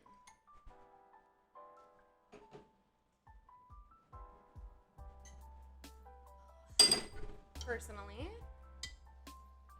Bulleit is my go-to. I like all whiskeys, scotches, and bourbons. Thank you. Cheers to you as well. But Bulleit is the one that I consistently, I like the taste of it. Okay, ciao. I'll see you in a minute. What is your favorite scotch, sir? Or do you have one? Because Highland Park 25, I don't know if I've had it. I might have at some point. I have done a lot of drinking in my day, and I don't remember a lot of it. But I used to think, that's okay. $45 for a glass of it. Holy shit. Well, no wonder it was so amazing. It's like, fucking Don Julio 1942. Also amazing, but expensive. Scotch-wise, I used to think that Johnny Walker was like the shit, and I got a bottle of Johnny Walker Black for my 21st birthday. But I cannot stomach it anymore. There's like it gives me like a weird aftertaste, and I do not like it. Yes, really. Only the black though. The red tastes like cheap enough that it like has that nice cheap whiskey burn to it, which I like. And I haven't actually had the blue, but Johnny Walker Black, I cannot do it. Surprisingly good for stop. See, that's what I'm saying. Yeah, exactly. For what it is, you have to go into it with reasonable expectations.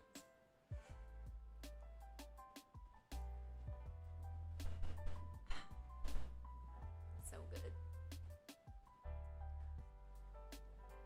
Yeah, I've only sampled the red like 2 or 3 times. It is definitely not bad to go to daily driver. Jameson is the shit. I fucking love Jameson in all of its many forms. It's another one of those whiskeys that just like tastes so good. You can drink it perfectly straight and it's delicious.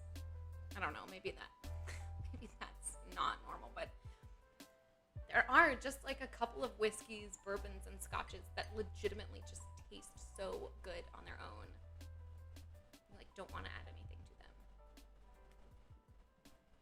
I guess all things considered, I really have not tasted that many higher end scotches.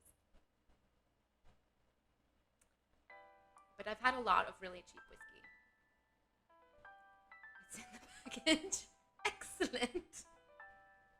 We're putting together like a really great care package here. I hope you're keeping a list, because there have been many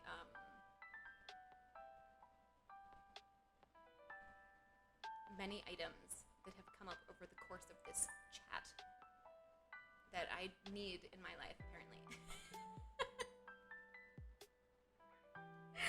Oh my god!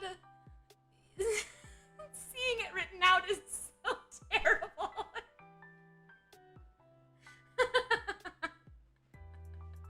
Oh, thank you, Butts. I really appreciate that.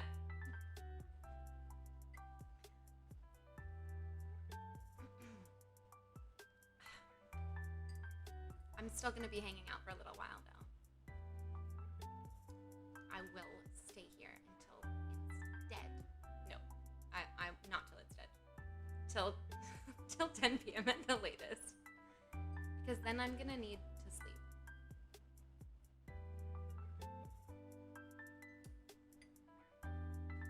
Now I'm trying to think about the first... I don't think I can even remember the first time I tasted Jameson. I've just had too much of it. A potentially insulting question. Yes. You have my permission to potentially insult me.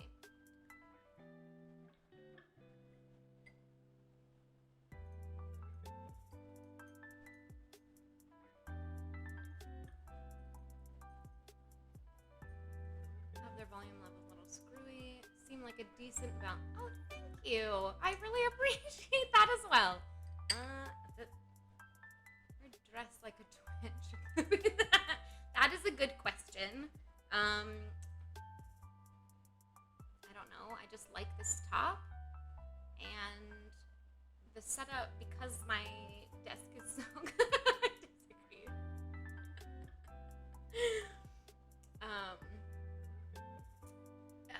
I would agree. It's not a good question per se, but it's like an understandable one because.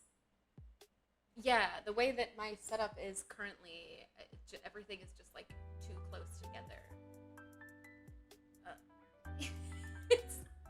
It's a very cute top. Like, I really like it a lot. Here, I'll try to like sit up a little. I just thought it was kind of witchy. Thank you. The hot tub section. I have seen the hot tub section. I was appalled. I just like. Not appalled in a bad way, like fascinated that, thank you, I'm so glad you guys like my top. I'll try to get, like, arrange things to get more of, yeah, appalled in a good way, exactly. It's like, there's like so much going on. Bouncing on a rubber plastic inflatable. I cannot imagine, okay. Again, like, no shade to these people whatsoever. But personally, I cannot imagine getting, like, I don't think that I could do it. I just think that I'd be so self-conscious. No, I would agree. I'd prefer to have a bit wider of a frame. But I just couldn't get things arranged for this first stream. I'm sure things will evolve as I continue to log on. Appalled, greatly dismayed and horrified. Yeah, but there's like horrified in a good way, isn't there? Like, it's so bad it's good. I don't know. Maybe I've just completely misused the word. As far as like kids tuning into it, yeah, there is a mature content warning, but you have to be 18, right? I don't know. That's still pretty young. It stops all the kids. I mean, hopefully, yes. I never watched an R-rated movie neither did I. I was not allowed. I was not allowed to do that. I was not allowed to do many, many things. Oh, you were being sarcastic, but I was being completely serious. I'm 31. So, it's been many years since I've been under my parents' control. But I will say, it... yes. It took me a long time to get out from under my... the Sears catalog. I do get the reference, yes.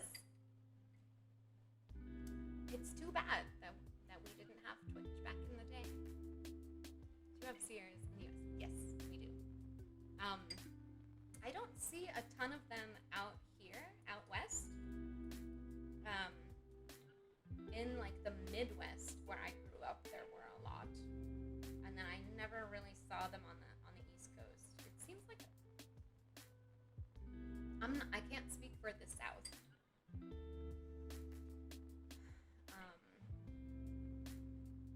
They don't exist anymore. Oh, that might be why. Because they probably went out of business while I was living in New York, and that's why I haven't seen them since I lived in the Midwest. That's probably why. Did they get bought out by someone else, or they just went under? Not that it matters. Like, I don't care that much about. Very conservative, but also had this attitude of maturity. That's so good. I really respect parents who can, like, maintain some semblance of balance. Because there are, there's, like, both extremes, right? Never restricted in movies or shows. And I think that, like, they exist in the States still. Oh, maybe. Canadian ones all got shut down. I actually don't know. We're always concerned with their image. My parents, too. I went through, like, a major... This will probably surprise you, not at all, but I went through, like, a major goth phase when I was, like, 20, 21, 22. And when I was home visiting from college, I went back to visit, like, some of my my teachers from my high school. And I was in, like, the whole get-up with, like, all black everything. 3 years. 3. Small town and went up. Yes, I had a punk. Yeah, so, like, I had my goth phase when I was still in Pittsburgh.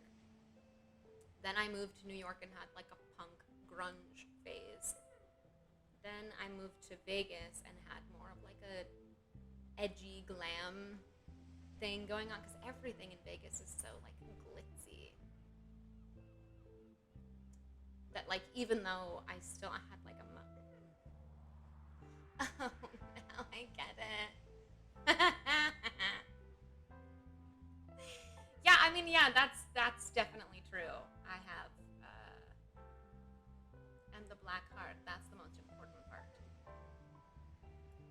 I have definitely maintained some bits of style from all of my phases, actually. From the grunge phase, I kept my flannels, and I still, like, wear so much flannel. Why? I'm sure at some point when the weather is cooler, I will end up in a flannel on here, because I wear them all the time. Not right now, though, because it is summer in LA. So, hot. It's been particularly hot lately. And when I was in New York recently, it was incredibly hot and sticky and disgusting. So it's that time of year for no sleeves and certainly no flannel. It's not. It is though. I guess technically the solstice is. Yeah. Yeah, LA. June 21st. Yes.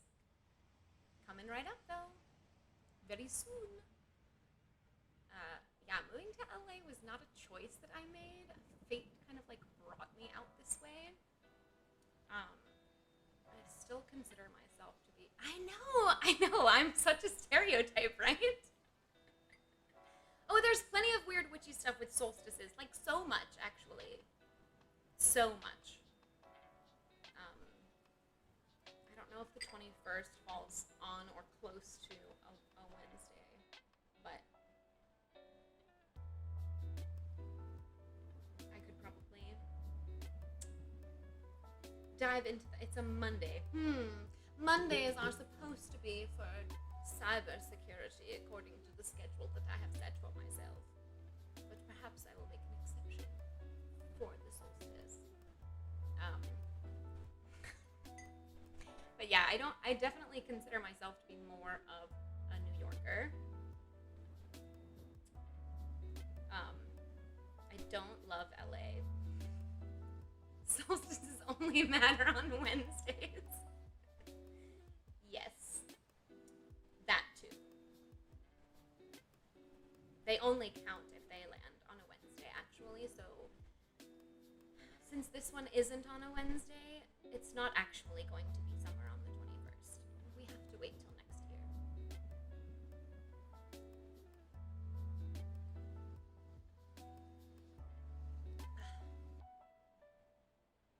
So yes, moved to LA and turned into a streamer. Well, I actually don't think I've completely morphed yet, since it is only my first stream.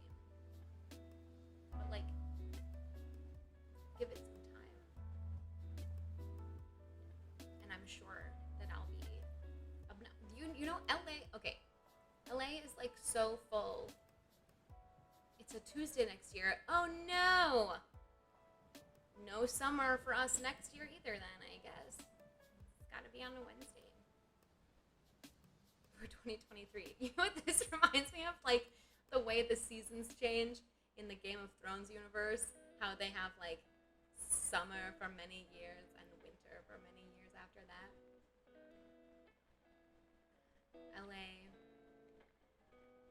LA is, I don't actually hate it as much as I thought I was going to, but I will say there are like huge cultural differences between the East Coast and the West Coast. Also, what I started saying before is like there are so many people in LA filming content all the time, everywhere. Like,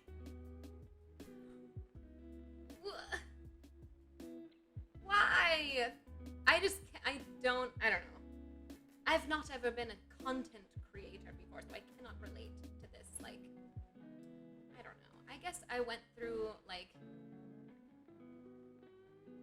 my coming of age before social media was very big. So it like never occurred to me to be a content creator, because what does that even mean? But I did, it was a friend of mine who recommended I look into streaming, because I do think I might not be good at content creating, but I am good at sitting and bullshitting for hours. And clearly, you might find your niche. I hope to. Well, and that's what, like, I'm still, obviously I have like some ideas of what I would like to do and how I'd like to stream, but I think that as time goes by and I kind of explore different, like, things might take a turn or end up in like taking a different route or covering a different topic than I initially thought. So at least 2 viewers so far who are that's true. I have 2 of y'all, and by the way, I so appreciate the both of you for you're holding a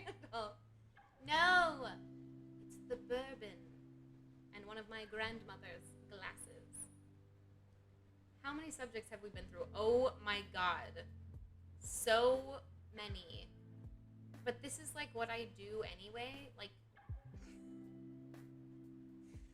so my friend who suggested that I stream had something at the point.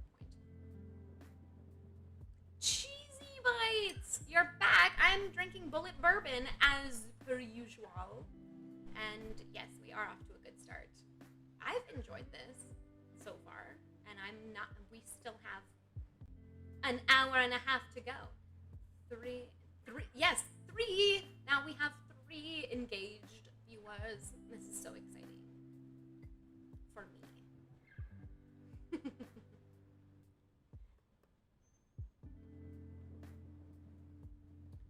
Now it's a party. Exactly. Well, I mean, technically 2 viewers and me was a party already, and now it's just a bigger party, but okay, I'll allow it. Now we're a party of 4. I don't count. I'm sorry. I don't count. Am I not, in every sense of the word, being the life of the party right now? How do I not count as a party member? I don't. That's nonsense.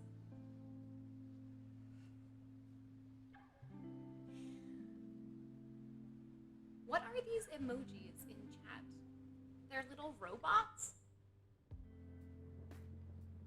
I need to fix that.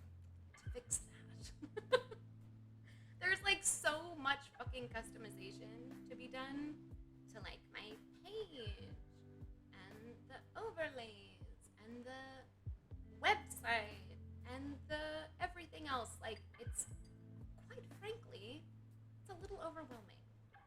So when I like was trying to get ready for my first stream, I was like, you know what? I just like get to a point. That analogy. If you have a bachelor party and you invite a stripper, is she a member of the party? Yes.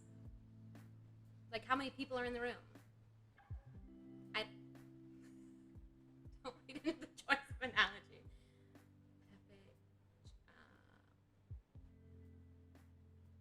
Yes. Yeah. Fine. Thank you. Thank you. I do count. I matter.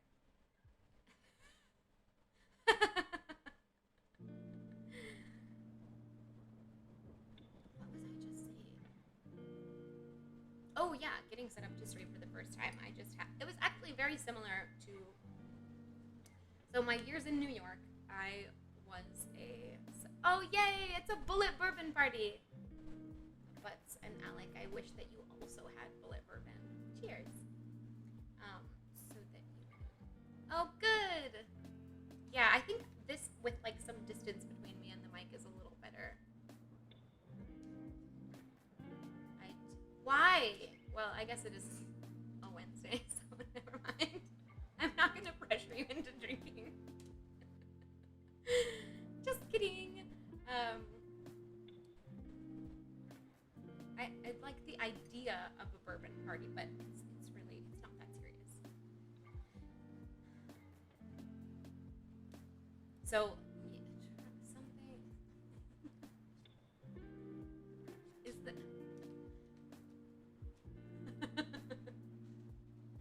why not? You should drink everything from fancy goblets, in my opinion. In fact,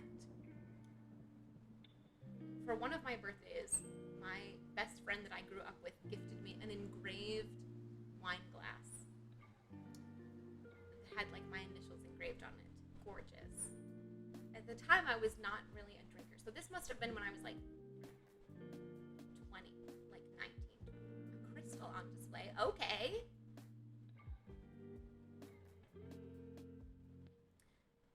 So I drank everything out of this engraved wine glass. I mean, like water, milk, juice, occasionally wine, but like everything, because I just loved it so much. It was my favorite cup. And then it broke in a move. I've moved so many times, not just from city to city, but like within different cities I've moved. I think I've moved something like 15 times. say I'm a wandering spirit.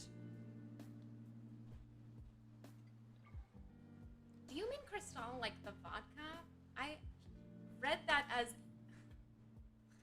God, it's like I have a crystal on display, by which I thought you meant like this. The material like glassware, right? I'm pretty... Yes. Celestite, I believe, is what's inside it. But there's crystals. Yeah, yes. Crystal glassware is a different thing than actual earth-grown crystals. That you should definitely, Butts, you should definitely be drinking out of your crystal glassware. How was the concert moving?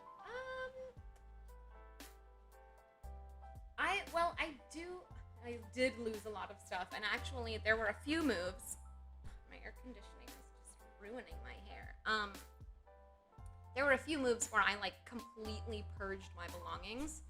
So when I moved from Pittsburgh to New York, I brought one duffel bag with me on a megabus.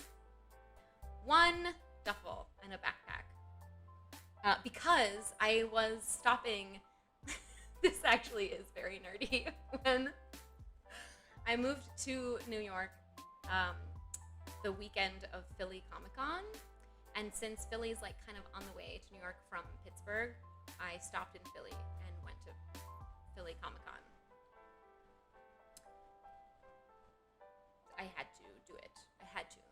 How could I pass by Philly while the Comic-Con was happening and not go? And it was my first con. It was so fun. But because I pared everything down to like those two bags so that I could take them on the megabus, I like essentially started over. And then when I moved from New York to Vegas, again, I put my books in storage. Like I boxed up my books and sent them to a place called Ship to Storage. Some of them are still there actually.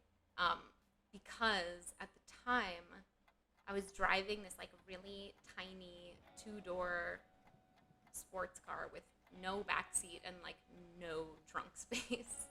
And so it was like not the ideal car to move across the country in, but I made it work by getting rid of almost everything I owned.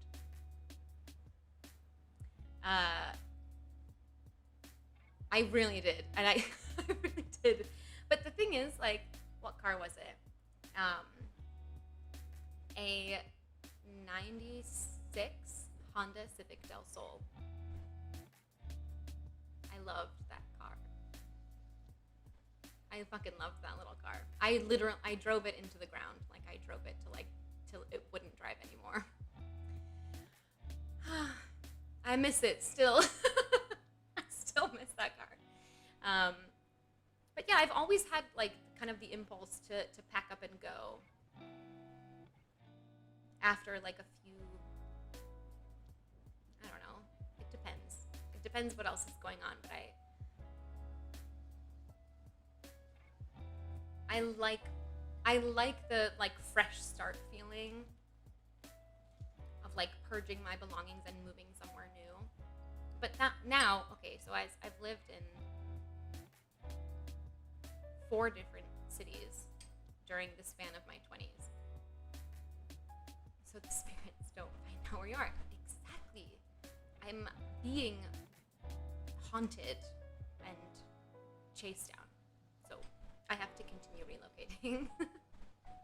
But having lived in 4 cities in the last 10 years, I will say that it gets harder to make friends as you like starting over so many times. It like doesn't leave time for, I know, seriously, all the secrets, like including the make and model of my last car. Maybe it's just me. How so? You mean like the that like the desire to move over and over, that definitely comes from me. I mean, it doesn't have anything to do with any like external circumstances. So no, Cheesy Bites, no. Oh, having a hard time making friends. That yes, because I don't trust people very easily, or open up to people easily. I know that is a little strange to say while I'm chatting with 5 strangers on the internet with hopes of gathering many more. But it's like different. Connecting with people online versus in real life is different. And I do have trust issues. I mean, I think everybody does on some level. Nobody wants to get hurt. Have you had any pets? Like, what was I? Oh, I'll just like print out a list and send it to all of you if you just like give me your home addresses and telephone numbers and like full names. Then, I'll mail it to you. Any of those pet names, your passwords? I work in cybersecurity. What do you think? DM it. Okay, great. Okay, you asked earlier, but what brought me to LA, and I did want to. I have many banks. I like to same way that I like to move around. I like to move my money around too, so no one can ever get to it.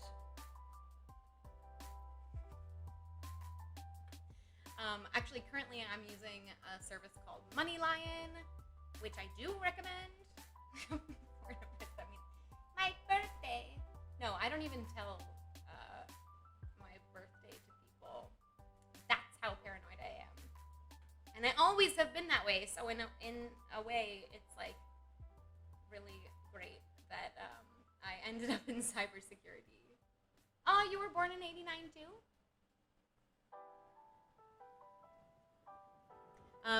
Okay, what brought me to LA? Security questions aside. Well, cheers to my fellow 89er. I'm an 80s baby, just barely. So when I was getting really sick of Vegas, so young and yet so wise. When I was living in Vegas, I had been there for about like 2.5 years, and I was like really done with Vegas. I never had planned on staying there long term. I just knew when I left New York that I wanted to go somewhere that was warm and cheap, because New York is cold and expensive. And so, Vegas was never the end goal. I just was like, this is a good, the cost of living is so low, and like the nightlife here is so poppin'. So I do have many old souls living inside of me, but don't give away all of my secrets on the first stream. Like, I have to leave some mystery and allure for future broadcasts.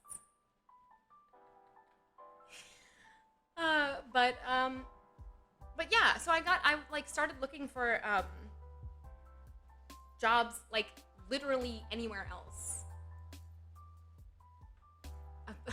All right, we'll get there. We'll get to the social security number. I feel like that's like at least a second or third stream piece of information. Like, so looking to leave Vegas, I just happened to get a job at I know, Alec, I did say that, but I'm having second thoughts. I feel like it's better to wait. It'll be more special if we wait.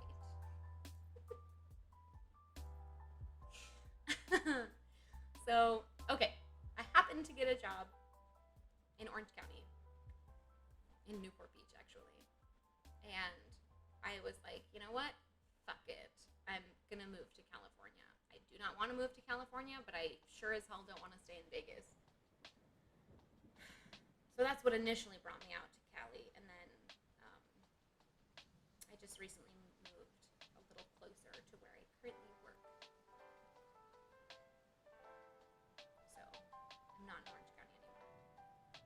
did not like it there. It's very conservative.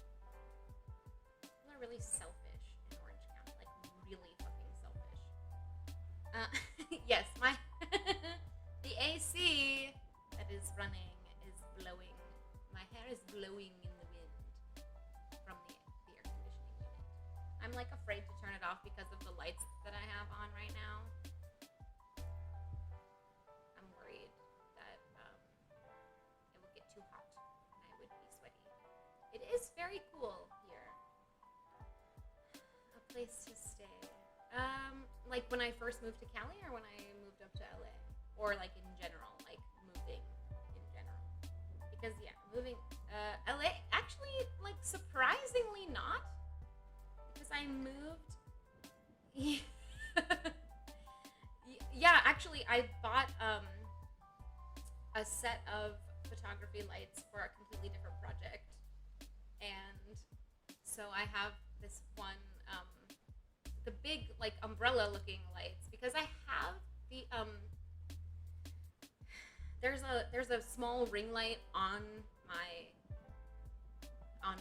webcam. I am using the Razer Kyoto or something. It's for my other. Yes, exactly. So there is a ring light on it, like built in, but it just looked too like spooky. I don't know. Like it lit my face pretty well, but like everything else was dark. Whereas the umbrella light is huge and unwieldy, but it does light everything really well. So I am worried that that would make it hot in here. The Snapchat giveaway. You did. I definitely gave away my Snapchat to my photography project on exactly. LA was only wine vineyards and plantations. What? I think you're thinking of Louisiana.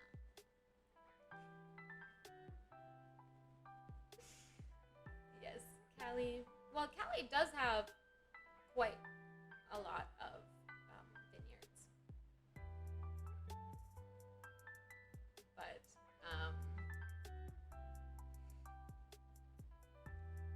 but not here, not in the city, obviously.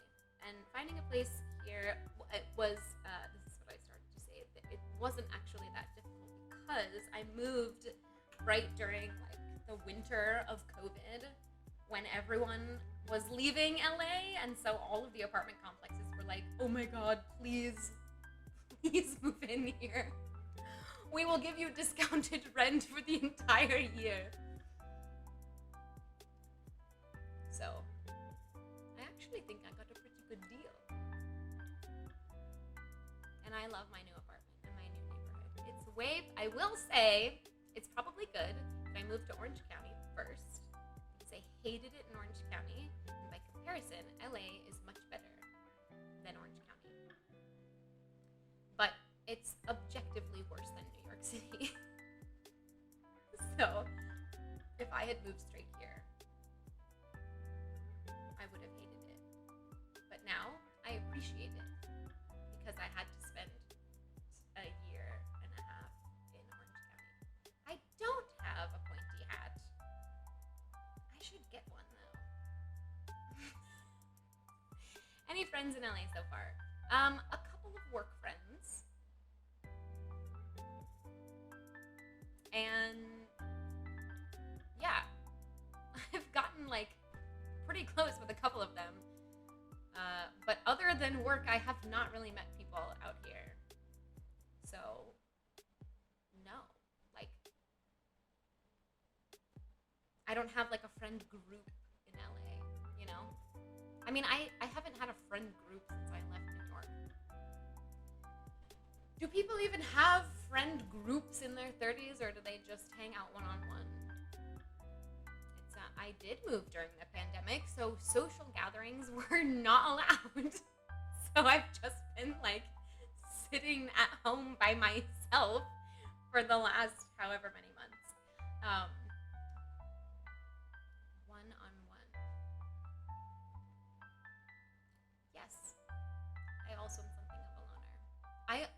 I much prefer hanging out one-on-one.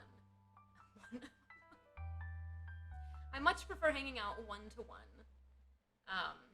Or maybe in groups of 3. Not for this stream. For the stream, I love having many, many, many people join me. But in real life, it's overwhelming to have too many people around, and I just end up not talking at all, which I know is probably hard for y'all to believe after the last 3 hours. But I truly, I much prefer one-on-one. I feel like in friend groups, you don't actually get that close to anybody. And then, no one is, like, actually there for you when you need them because the bonds are not that strong. It's just, like, a group of people to keep you from being alone, and they're not, like, real friends, you know? Better with a couple of... Yeah, small talk... Small talk can be a challenge, but having worked in the service industry for many years, my tips relied on it. So I fucking learned. But it sucks. It really sucks. Are we supposed to make dinner party? Oh, cheesy bites. Okay, let's be friends. People do have dinner parties. That is the thing that people do, like, with their friends. I have never thrown a dinner party or delivery parties. That sounds more like it. Feet comments. Right, we've come full circle to the Hobbit feet. Is that what's happening here? What kind of wine do I bring to a dinner party? That's such an excellent question. So sorry that it was gross. Generally, you don't want to get anything that's too cheap or too expensive to bring to a party.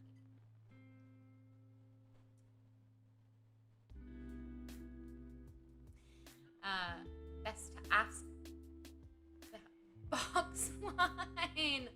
Oh my god. I mean,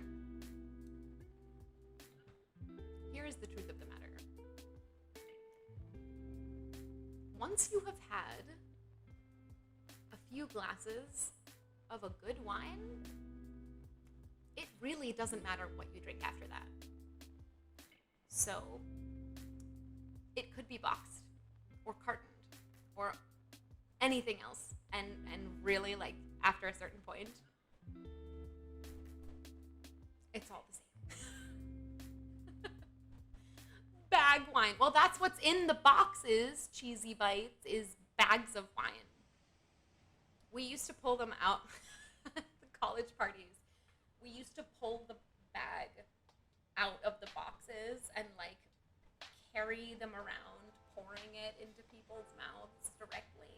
I feel like in college there was a lot of that, pouring alcohol directly into, like, someone was always walking around pouring alcohol into people's mouths. There was another guy who was, like, legitimately, he was known for this.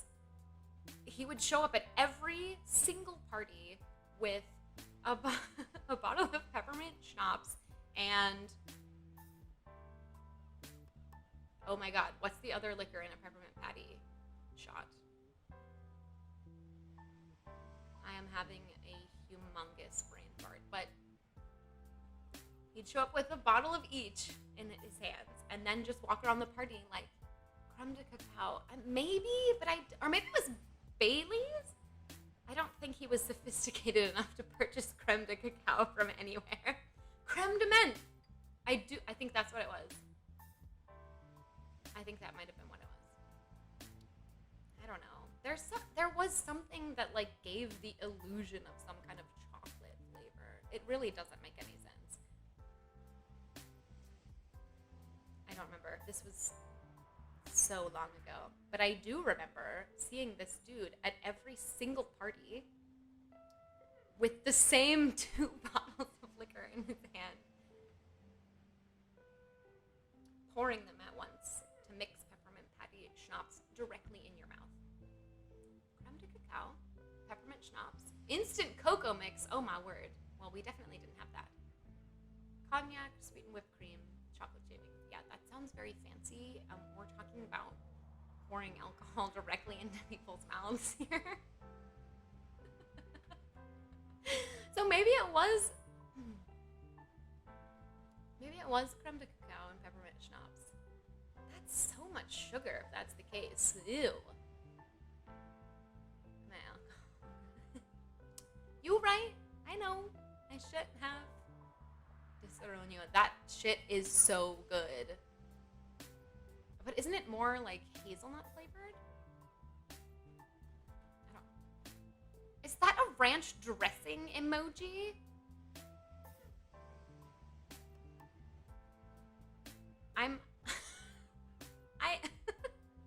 Peppermint schnapps is horrible. Most schnapps are horrible.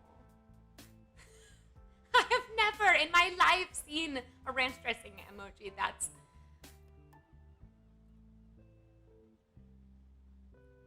I'm speechless. Yeah, peppermint schnapps does taste like Listerine. I did not thank you for that. Gross. But most schnapps are like bad. It's like bad flavoring. Mixing Listerine. Gross. That's so gross. But if you're going to join us in our liquoring up, then I support it.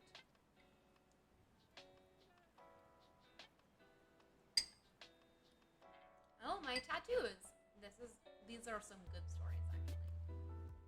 So, this one is my most recent. It is a chrysanthemum.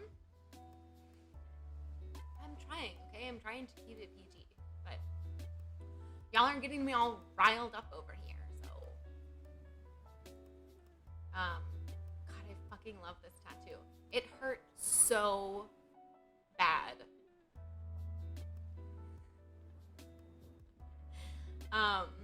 It hurt so fucking bad, and I actually, you see, it's like kind of faded on the heel of the hand, and where the parts that get the most wear.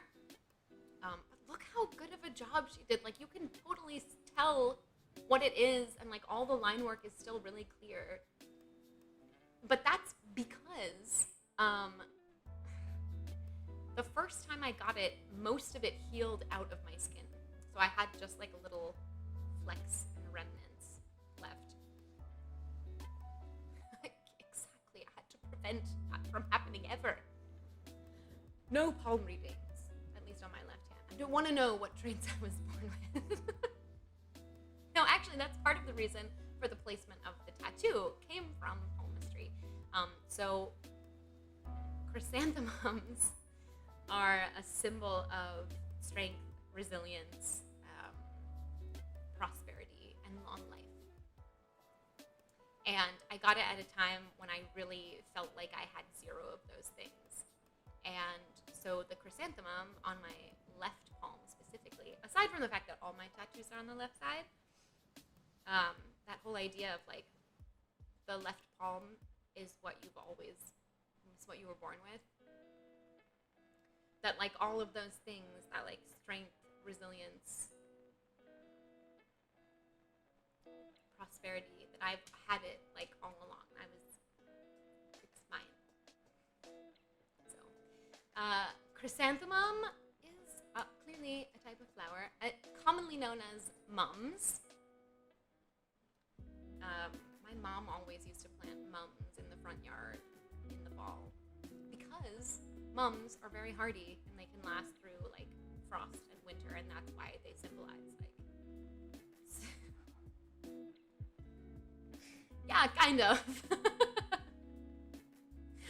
That's why they symbolize resilience, because they're very resilient to winter weather. So I suppose, oh my god, what happened to our musica? Please hold. Oh. It's thinking. Not the lo-fi. Oh my god, how will I chill without it? Ah, there it is. Thank God. I was starting to get anxious. Okay, that's my poem. I guess I'll work backwards chronologically. So, yeah, the next most recent one is this forearm tat, which is an armband that reads, "Eventually everything connects." And the way that it's written, like, you can never see the whole message at the same time. And I actually kind of really like that because you don't necessarily see the big picture right away. But at some point, you will connect the dots because that's what we do. That's what humans do. We connect the dots. We find patterns where there are none. And that's why people say, like, oh, everything happens for a reason, or like, it was meant to be. But I don't actually think that things inherently have meaning. I think that we give them meaning in our brains. We stumble through life trying the best. Yeah, exactly. And so, like, sorry, I completely got distracted in the middle of my sentence. So,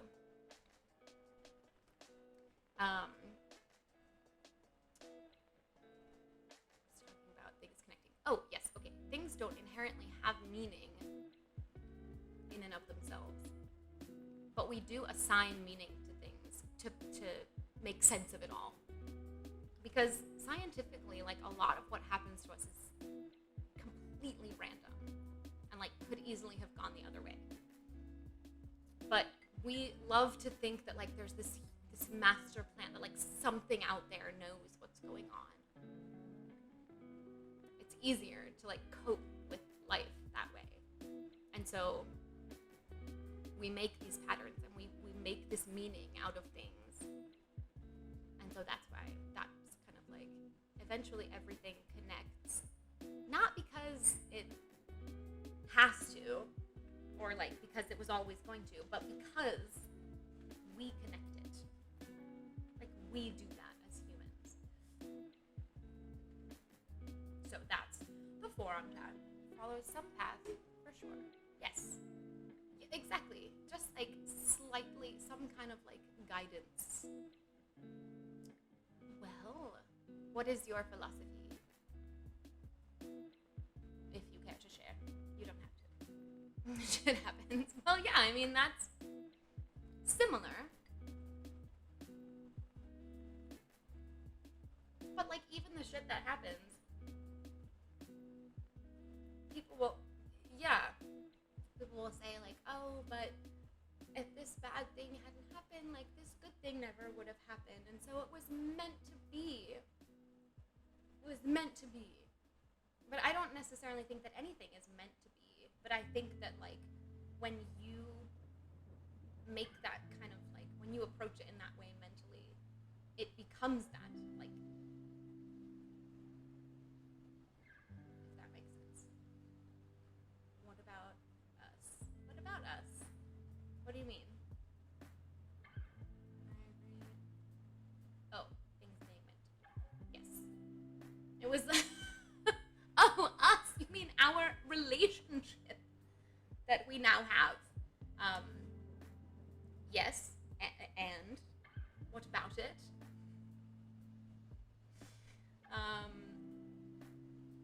I have certainly enjoyed your presence in the chat. This Cheesy Bites, you have missed so much. I mean, so much has happened since I first logged on. I'm a different person now. I'm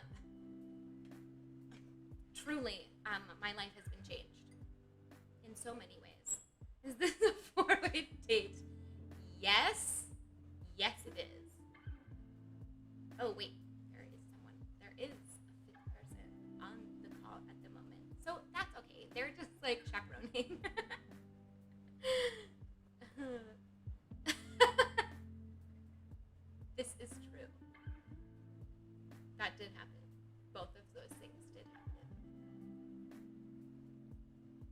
What did you sign up for? He asked why I was dressed like a titty streamer. No. But not showing everything. Oh my god, cheesy and butts. What a perfect match. I'm so happy to have witnessed this beautiful moment. Truly. This has been a beautiful night. Life-changing even. You know, I actually had a teacher, a history teacher at some point whose name was Mr. Butts. That was his real name. And he would like make fun of himself before anyone else could do it. He actually was a pretty cool teacher as far as history teachers go.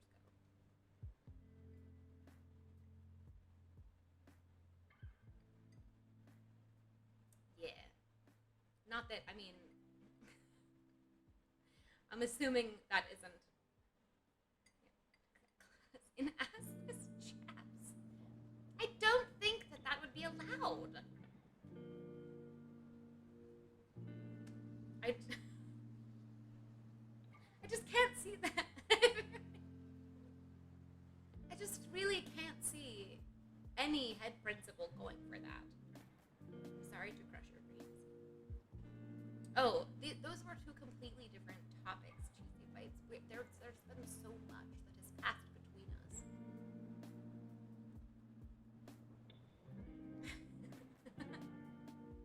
Assless chaps have more ass than most chaps. Yes. Rather, by definition.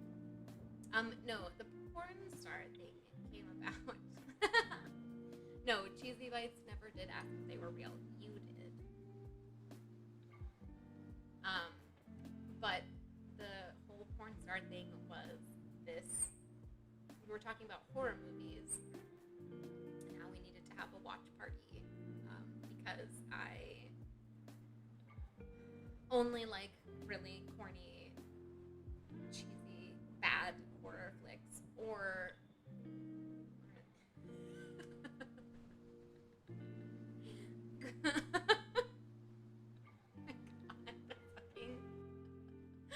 the fucking auto mod on this chat, I'm dead. It has flagged the dumbest. I'm sorry. I'm gonna have to go look into that because I mean I guess it's not bad when there's like 3 of you and I can just like look at the message, laugh at it, and approve it. But yeah, I have heard that. I have not experienced it for myself just yet. Hopefully, things will remain that way. But also, I don't know. I feel like this particular genre is less prone to hecklers and trolls. Maybe I'm wrong.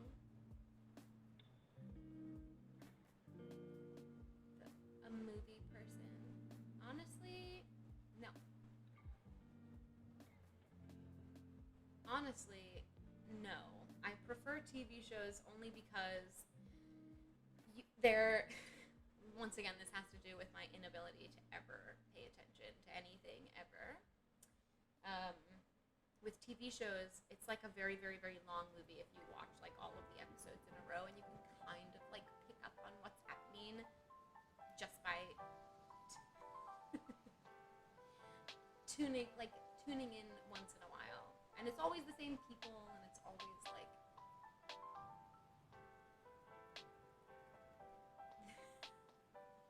it's always the same like basic plot.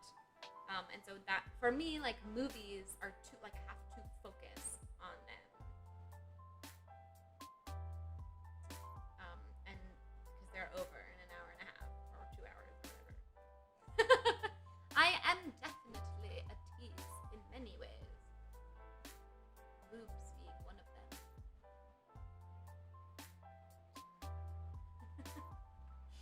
will say though, I absolutely love documentaries, and I watch so many of them. So I guess those count as movies, right? They're like movie like.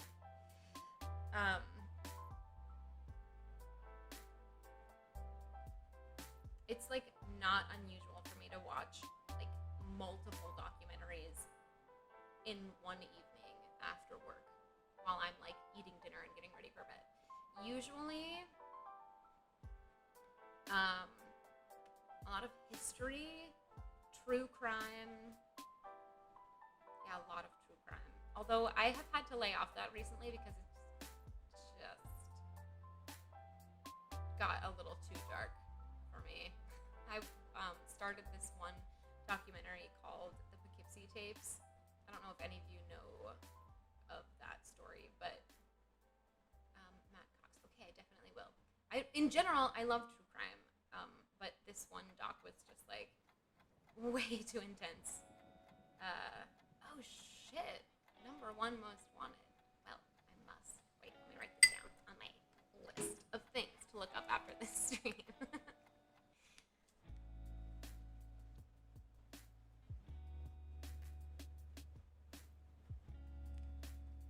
Yes, why was he wanted? A con artist. Oh my god, I love documentaries about con artists and scammers. Because it's like crime.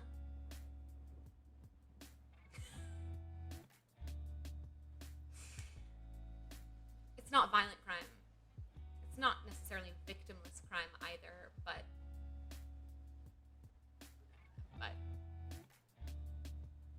it's certainly not as disturbing as watching documentaries about serial killers, which multiple. Wait, Mindhunter was. I definitely at least started that. I don't know if I finished the series ever, but I started it, and I got a good way into it, at least. Is this Lance Hardwood person who the movie Catch Me If You Can is based on? Maybe. Because he was pretty... Okay. I was going to say, it sounds very similar. Just like... I mean, but imagine...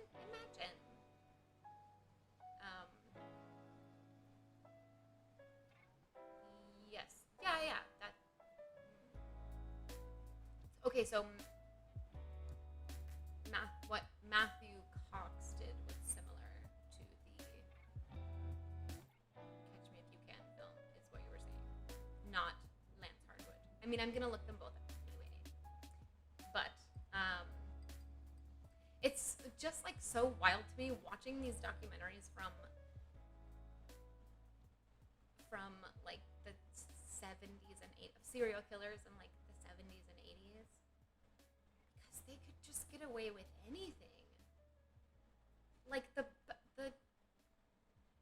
like stores would just accept checks with no way of knowing that they would be good.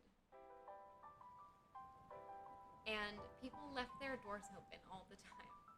And like I just feel like everyone was way less suspecting. Synthetic identities. Yes, exactly. That kind of thing.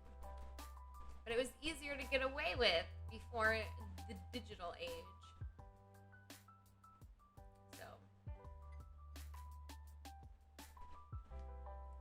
too bad. I missed the window. It was in the 90s. Well, because then once the aughts hit, things got like increasingly digitized, and so better records were being kept, and exactly, no smartphones, no internet. Well, I guess there was technically internet, but it was like in its infancy and not widely used yet. So they couldn't even like look. And this is the other thing that gets me about watching old true crime documentaries specifically, is that like there was not a system for police departments and overuse of smartphones. We all overuse our smartphones. But like different police departments did not communicate with each other about anything. Not much has changed since the 90s? I don't know if I agree with that statement. I mean, maybe in the arena of true crime, because there wasn't any kind of system to like upload any files or knowledge or information about any kind of serial killer that might have popped up. Oh, yeah, I do hate that, I will say. Exactly. Getting in different precincts, and that's exactly how people got away with it. That they would just go and like the one dude who like chopped up a person and left different parts of them in different counties. And so and because the different precincts never spoke to each other, they never even found the rest of the, like, this seems like very basic thing. Seriously, very creative, very innovative.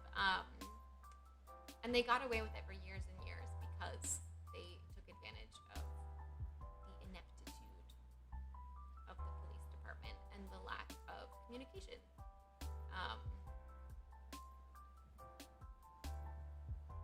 But yes, I also, unnamed random, a massage? Okay.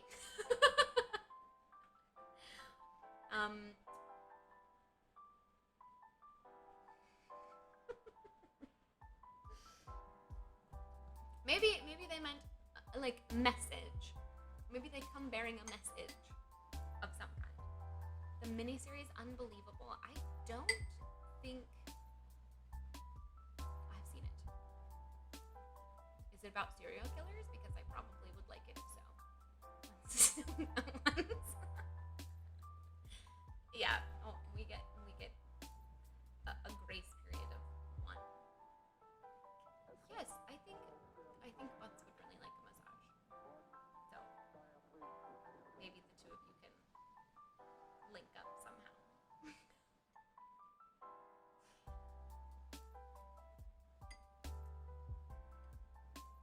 Taking advantage of that girl who no one believes. Yes. Is it like a documentary or more of a? Y'all are too much. Is it like a true story or a drama series? Oh my god. What has the chat devolved into with? Oh yeah, okay, a documentary. Well, that's very interesting then. Okay, so like a reenactment or like a dramatization. That's what I recently watched the series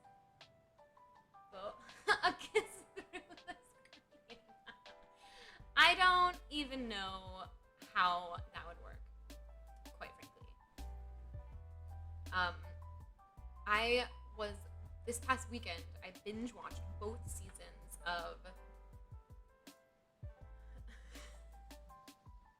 of Dirty John, and I accidentally watched season 2 first. But it's exactly the same thing. Like, the events of the series are based on actual murders, like actual true crime stories. Throw me one, please. No, it adds spice to the stream. Oh my god, what was I just saying? Oh yeah, that like this other series was a dramatization of true crime. So not like a documentary, but yes, based on true events. Like pretty closely based on true events. A hand kiss. What is it that people ask for on here? Bits? Subscriptions? I should ask for one of those. I think he meant throw me one.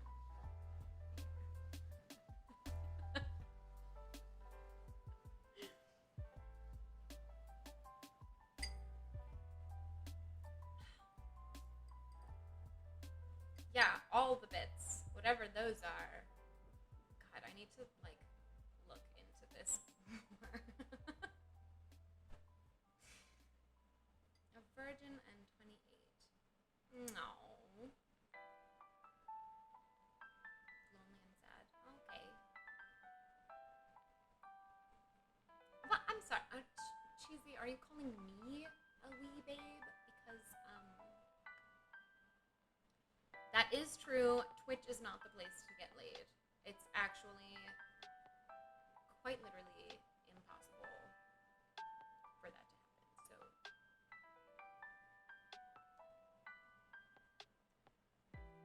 can't accept any money.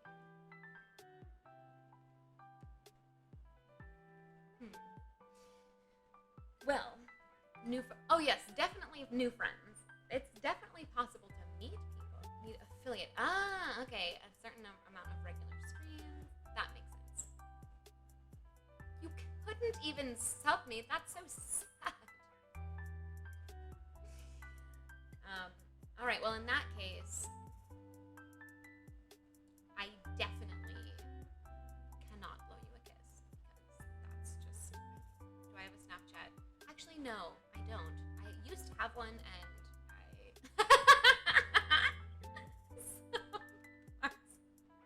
no, I'm sorry. I don't do that kind of thing.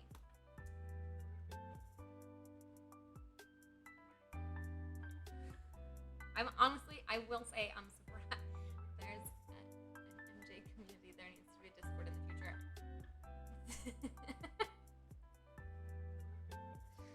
I mean, you're right. You're not wrong about this.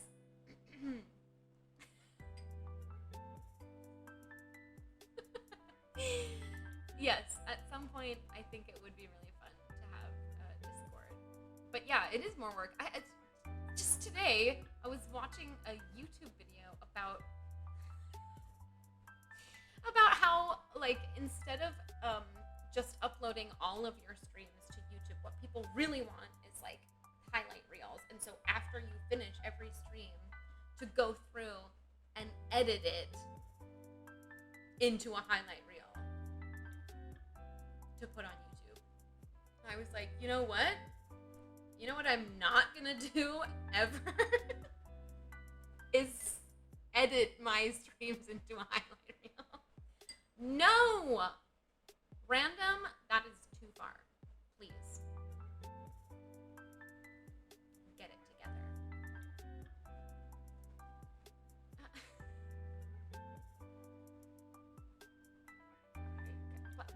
Save it for the DMs. Please don't put it in the chat. Is that even possible? Can you share images in Twitch chat? I mean, there's emojis, but my name is... Oh, Alex's name is Pink. Agreed. That's how it works. Yeah, apparently there's like a built-in editor in Twitch where you're able to like select the clips you want. But exactly, I'm not doing Twitch or YouTube full time. And like maybe if I was, I'd go to the because then it would be my full-time job. So like of course I would take the day to edit my videos and like be creating content and thinking of ideas for new content. But I have no intention of doing this full time. It's literally just like a side hobby. No. My dear unnamed random. No. So, I don't, like, I'm not nearly, yeah. You're right.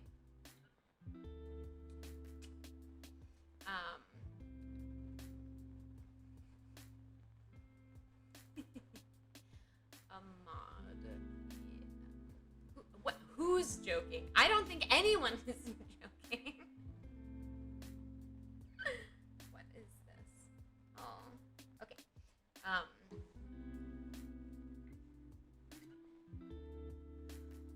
was I saying before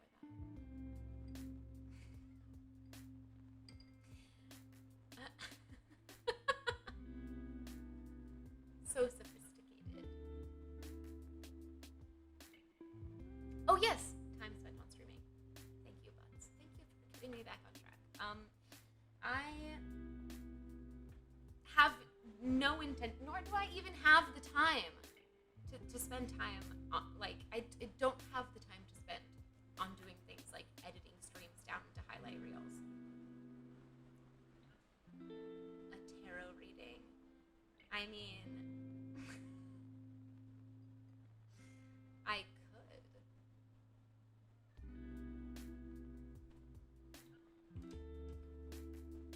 Give a follow. Tarot. Ah! This is actually very funny. I pulled a card for you already.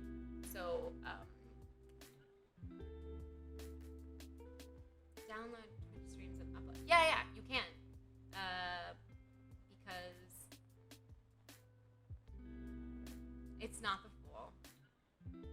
It's better than that. In like a beautifully ironic way.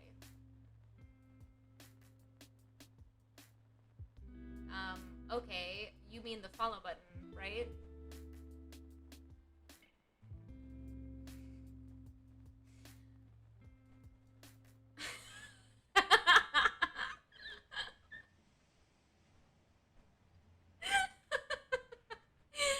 Oh man. Tonight has been such an adventure. And we have a whole half hour left. Oh my god. Unnamed random. Okay, this is your tarot card. The Star. The stars show up when you are wishing very hard for something.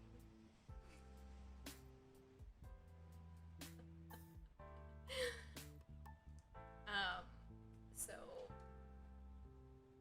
maybe your wish will come true. I don't know if tonight's the night though. I would venture to say that this is going to be some delayed gratification. But you can keep wishing. It is not a stream about blowjobs, no. Believe it or not.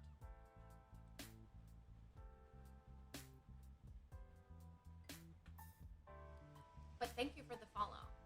If that's what you were interested in, and this is not that, you know, I just, sincerest apologies.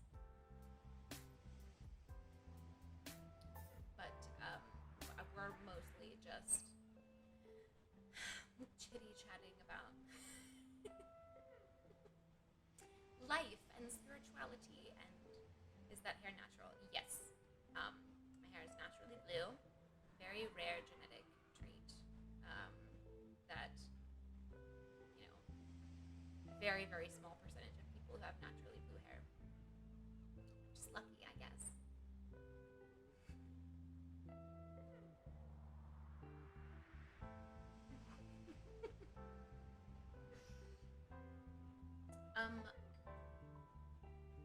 Related to drugs.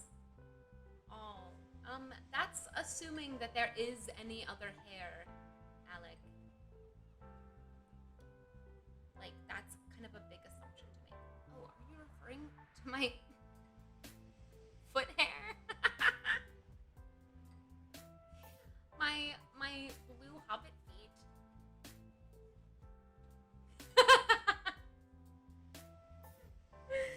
Oh my god. Yeah, good times. Where is... Well, I will say... I have yet to show my feet on this stream. I could conceivably be convinced. But I haven't been convinced yet, so... You'll just have to imagine. I will. My belly. That is so. All right, all right. I mean, I'm not one to kink shame. Maybe you're into bellies. Some people really are. The rest of you are so. I'm like living for your reactions to, honestly.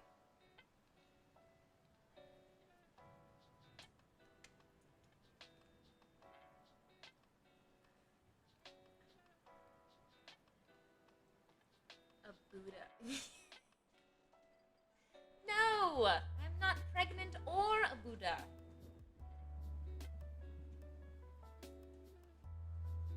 Or am I?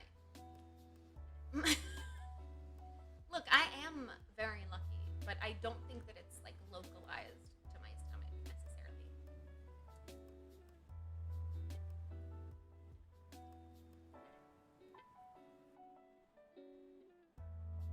I I don't even know what to say to that. There could be a Buddha.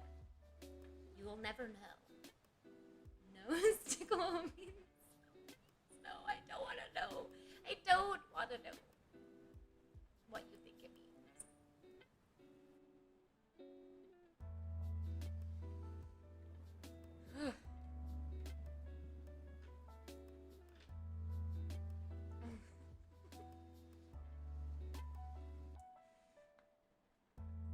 Just as long as it's just a little tickly. Kiss my teeth. I like honestly, I should have put this person in timeout so long ago, but I'm just like, I just want to see what he's gonna say next. I am a bad streamer already.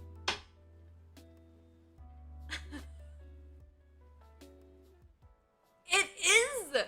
It is like a bad horror movie. Just like can't look away.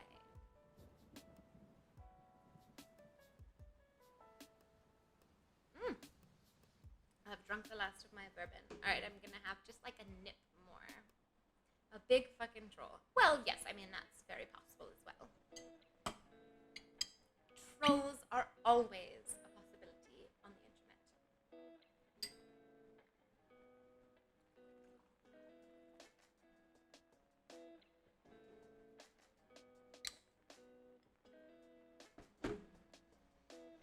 Cheers to my second glass of bourbon. Hopefully, I'm still lucid enough to work tomorrow.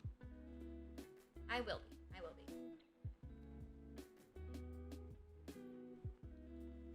God.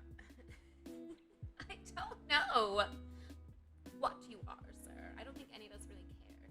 But you have been keeping things interesting. 2 glasses and work tomorrow with my first meeting at 8 a.m., I might add. Yes, I'm working tomorrow. I work Monday through Friday, 8 to 4. What? Why is this surprising? Gunshots and fireworks in LA. I don't know. We used to play that game.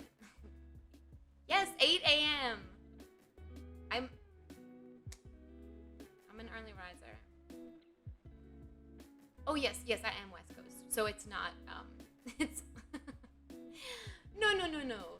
It's only what, like 9:40. So yes, if I were on the East Coast, I definitely would not be awake right now. Like if I had work at 8 a.m. and it was 1:30 midnight. Well, it depends. Sometimes. Generally speaking, I'm very like early to bed, early to rise, but at 5, oh my god. I'm so sorry. I am really so terribly sorry. That is early, even for me. And I was just about to say, I'm generally pretty early to bed, early to rise. But 5 is early. That's quite a bit.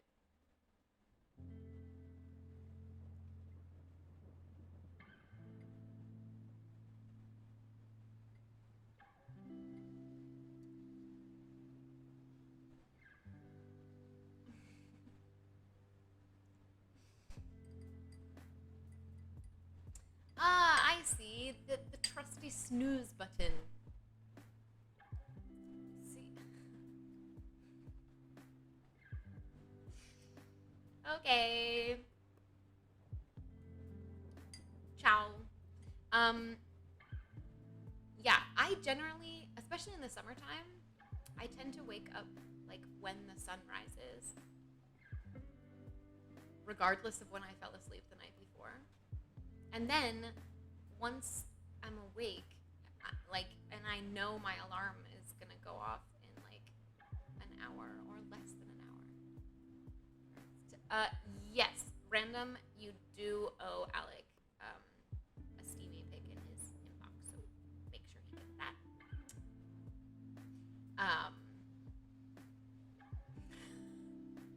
So it's not unusual for me to wake up before my alarm and then just like stay awake. Like this morning, for example. I think I slept for like 4 hours last night. Normally I'm an 8-hour a night kind of girl. I need a lot of sleep. I'm a sleepy bitch. Yes, my love. Never got to sleep early enough to wake up. Yeah, that's the rough part. Is because when you have to wake up early, you have to go to bed so early. Yes, a sleepy witch. Precisely. The true reason you came here. Please do tell. Do tell. We are all just dying to know.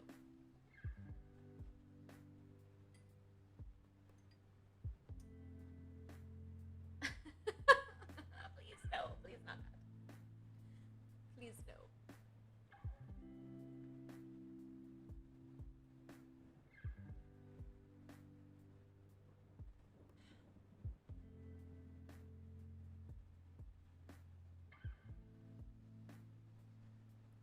Okay.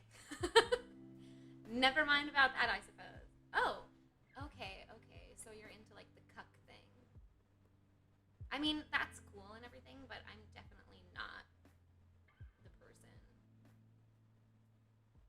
to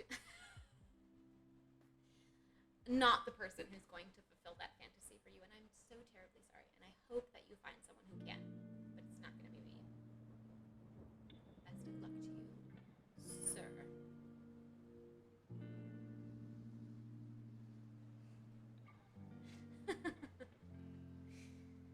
I mean, oh God, Butts, what a moment for you to walk into this chat. Good thinking. Yes, quite so.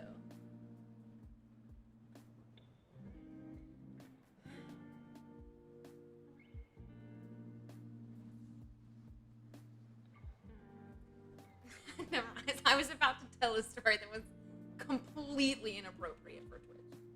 So, never mind about that. If you saw my brain going away for a few moments, that's where it went. I will probably not. I do have room for redemption. I have a whole 16 minutes before this stream is over. Oh, not okay. Thank you for clarifying. Random. I think that hate is like, yeah, exactly. Like, it's not. I'm not invested enough to hate you.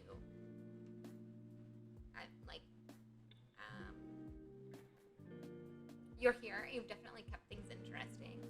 So, thank you for that, I guess, if nothing else. But to say that I either love or hate you those are some pretty strong words for the lack of emotion that I'm feeling at the moment. My shoulder blades. What is wrong with you? Yes. But we're still dealing with our trolly friend, and I don't remember. Oh my God! Pure Sen, welcome. I'm so happy to hear that you like thick girls. Cheesy, what the fuck is wrong with you?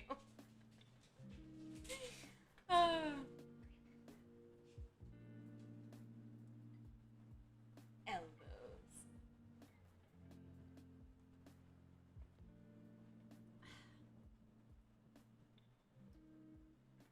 With extra ash. That is very gross.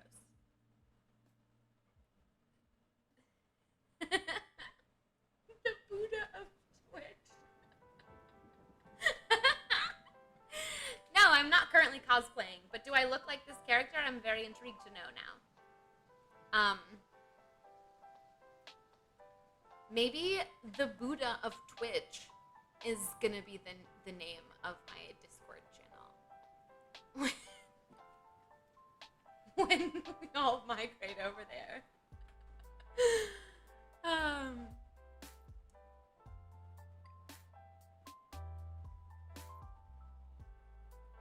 I think it's great.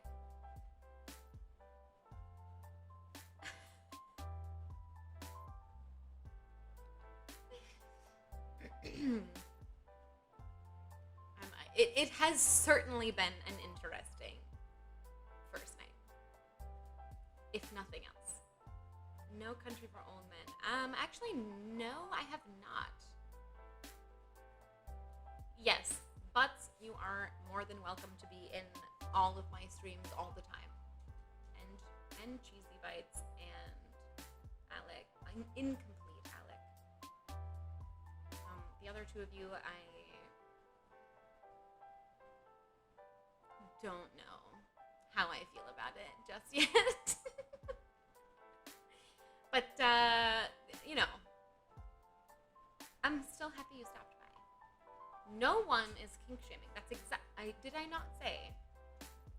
I hope that you find someone. Oh, thank you, Butts. I'm really glad that you had fun. I also had fun. No one is kink shaming. Alec, no!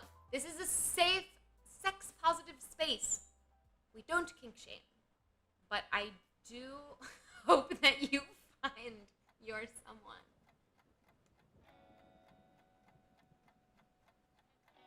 who fucks someone else in front of you. I do hope that you find that. Finger shame. Okay.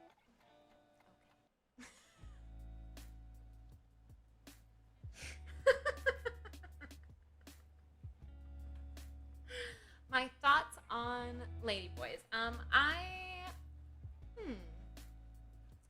One of my friends from New York was into that kind of thing, and he, hey, don't talk shit about Paradise. Oh my god, the fucking auto mod. Just, I don't know. Maybe I'm not easily offended. I just can't believe the things that it's flagging. Ladyboy is what was flagged, but the two words separately, not together, in the previous comment, which I feel like it would be the opposite. Okay, anyway, I don't care. I think that Ladyboys can be very cute, and it's a totally legitimate thing to be into.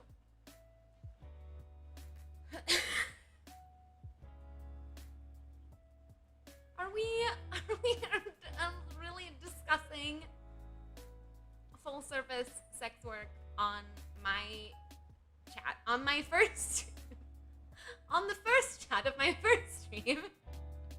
Is this really what we're talking about? Oh my word. Okay, alright, okay. It is a sex-friendly stream. I'm just surprised that we got here that quickly. That's all. Yes, thank you, Cheesy. I have been on the internet before. I know.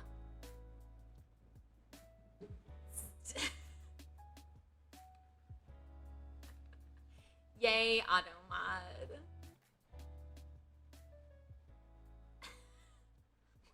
Look, we cannot start the anti-Amazon Prime revolution on Twitch because they own Twitch. So we we have to choose a different platform for the revolution. What is that saying? The revolution will not be televised. The revolution will not be Twitch streamed.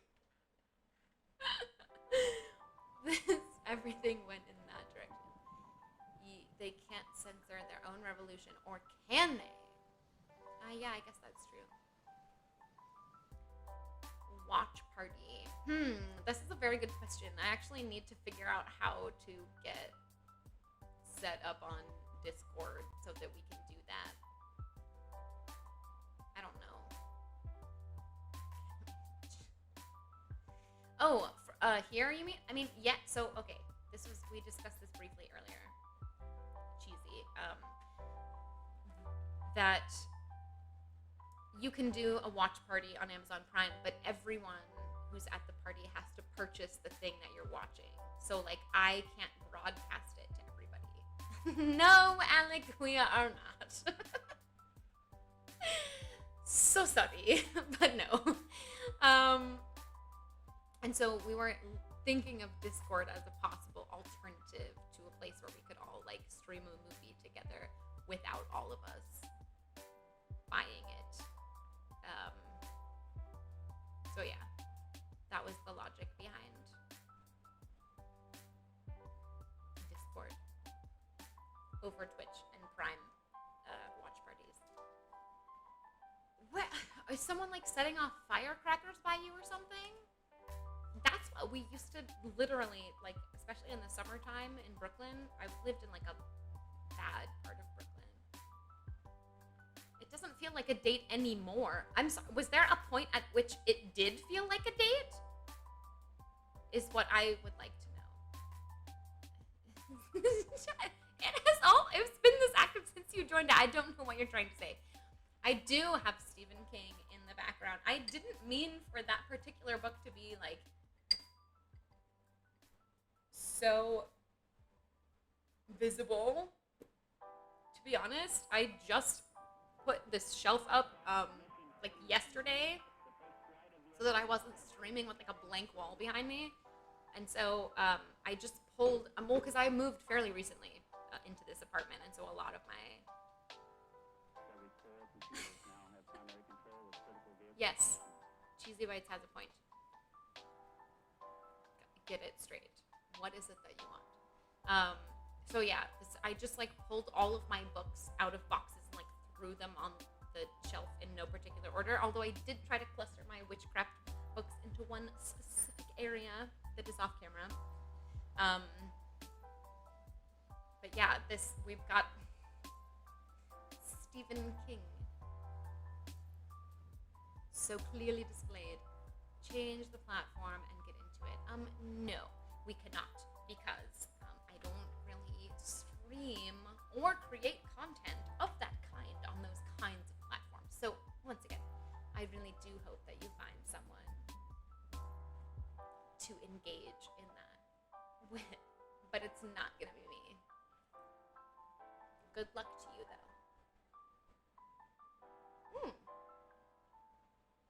Cheesy Bites can hook you up.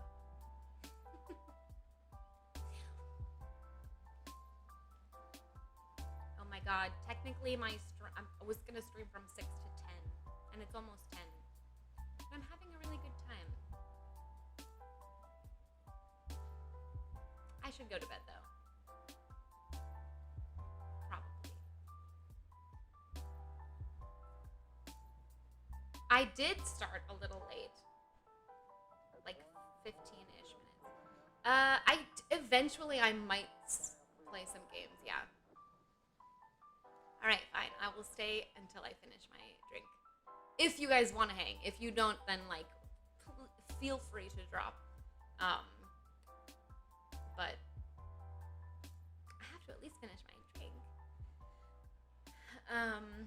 Yeah, at some point I might play some games. At the moment I don't game as it stands, but I would be interested in doing so. I used to watch my ex play this game called The Secret World all the time.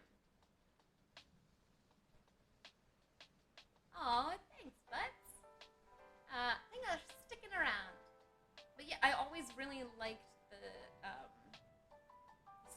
was like an open world kind of. I really liked watching that game, and I think I would really like playing it in Skyrim too. I actually think that if I ever start playing Skyrim, I'm gonna not do anything else for like 3 months.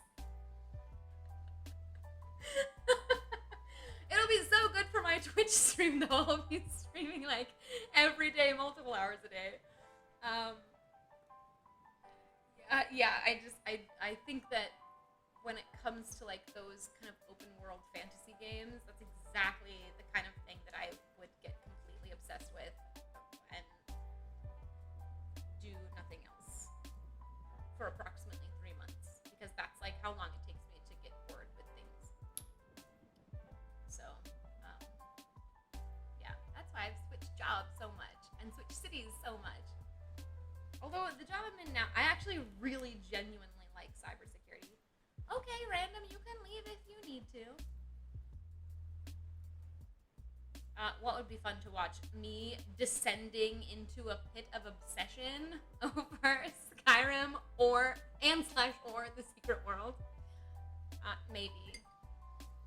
Maybe it would. Yes. Yes. Thank you for stopping by. Leave if you must. Yeah, I do. The obsession would probably make for some really good Twitch streams. But, yeah, totally. I have 4 whole followers now. We did. Thank you for stopping by. And catch you later, I guess. Oh my god, what the fuck was I just saying? About, just that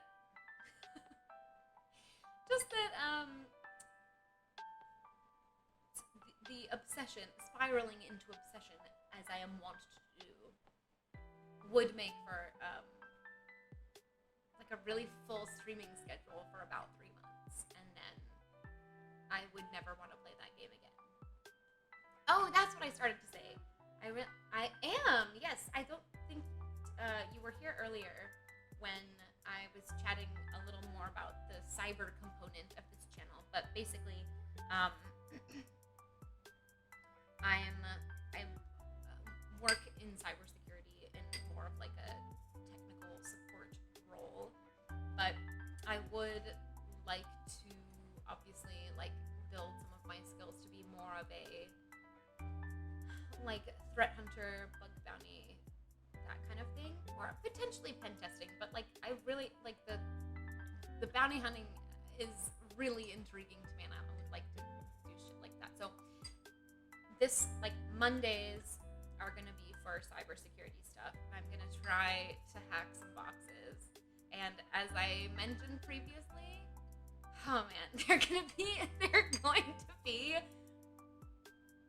a humongous shit show, and like anyone with any amount of cybersecurity / hacking experience is going to watch the streams and probably be incredibly frustrated by them, but that is okay because we all start somewhere.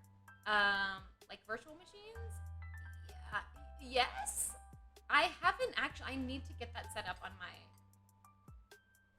current, but I'm in a VPN.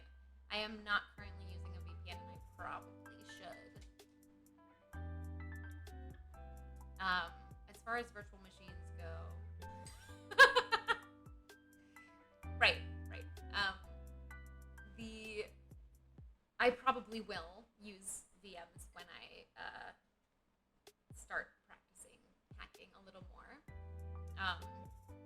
When the machines that I've had in the past have not been very resource intensive, and so it hasn't really been possible for me to run multiple virtual machines at once, which is kind of necessary to, like at one point during my intro course, my professor gave me the, because he knew, like, within a couple of weeks, not even, within a couple of classes, my, do I have a good computer? been a little bit of a pain in the ass.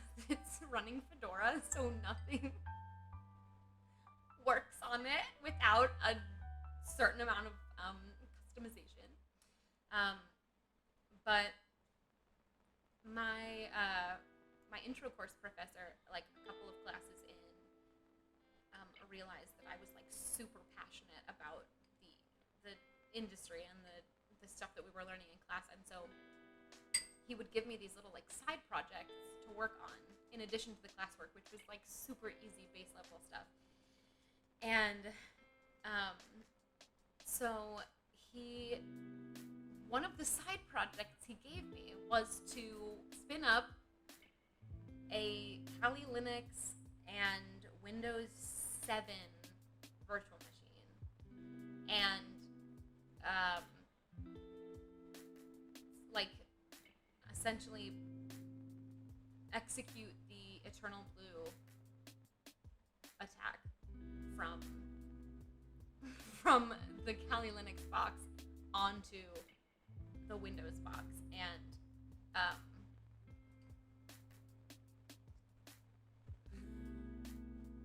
I love that you all are just having your little love fest in the comments. I appreciate this. And it took me forever. Yeah, it's like it's an old phone. And obviously, like, it's a very well-known exploit, so it was very easy to find like steps to recreate it. But like, oh my god, the thrill, the rush I got, just like hacking from one virtual machine into the other was like, this is the best thing I've ever done. Like, I was even more I already was obsessed with cybersecurity prior to that exercise, and it just became like even more so post-exploit. So yes, I need to be doing more hacking exercises. It really is. They're real. Like, honestly, even the shit that I've had to do to get things up and running on my desktop in Fedora, like just being comfortable with the terminal and like commands and like how all of that shit works is so gratifying. I think like the average person, well, clearly the average person doesn't know anything about that at all, and having like any level of comfort with the command line is really cool, and I'm looking forward to expanding that personally. I love how I'm just ignoring what y'all are talking about in the chat. I'm sorry.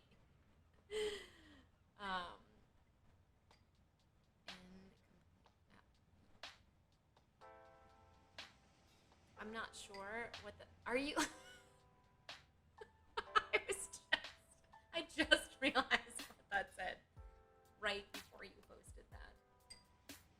I cannot believe you would do this to me, Alec, after everything we've been through together. I'm shocked. Shocked and appalled. In the net. Cheesy, why are you giving him the directions he needs to execute successfully? I mean, honestly.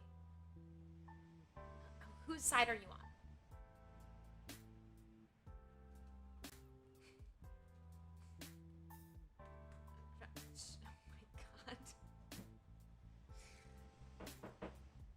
Oh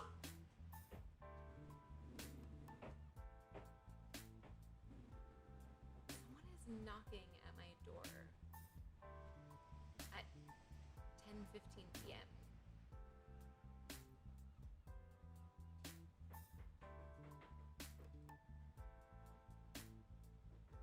Maybe they're not knocking at the door. It might be a neighbor.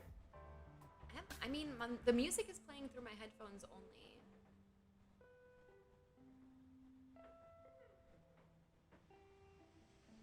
Okay, I don't think they're knocking at the door. Shut up, Alec. No, I think it's apartment next door, not the door. Oh, spooky as hell. I watched... This is why I love having my dog around. Yes, you. Because she's a humongous spaz. And she would never let anyone get anywhere close to me. Well, I'm glad you found it amusing.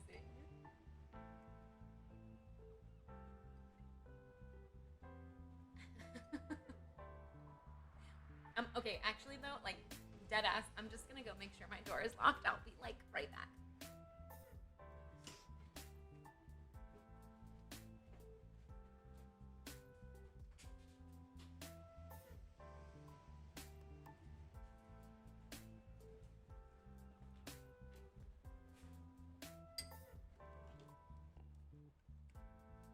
I have returned.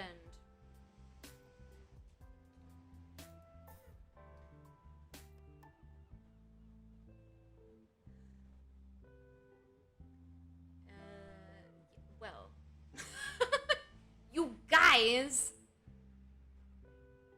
I just expected the, what, okay, how are we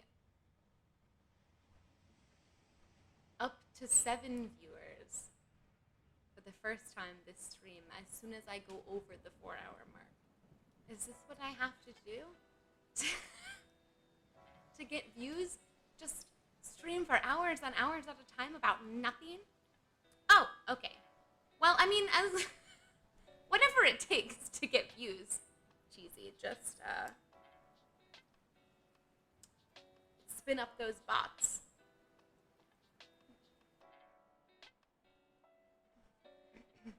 Oh my god, now there's only 4.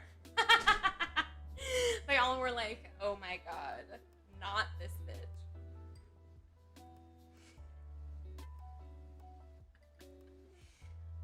My door is locked, though.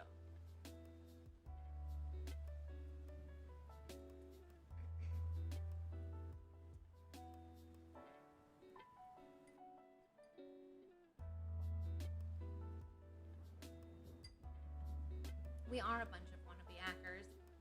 Hopefully, before too long, I will be relatively competent.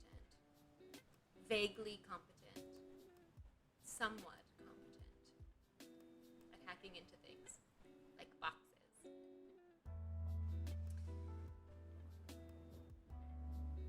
But we'll see. It could also just be, as I said, a humongous shit show that never goes anywhere. Because I think I may have mentioned I did a couple of hack the box type, like capture the flag activities, and they went miserably. Yes, but that is called social engineering, and it is a very effective form of hacking into a system. Basically, like manipulating the people at an organization rather than the system. Like, if you flirt with the security guard or sneak into a door before it closes, like get someone to let you in because you forgot your key, or call the IT and be like, I'm so sorry, I totally forgot it's so-and-so, I forgot my password, blah, blah, blah. Well, learning personally identifiable information isn't quite social engineering, because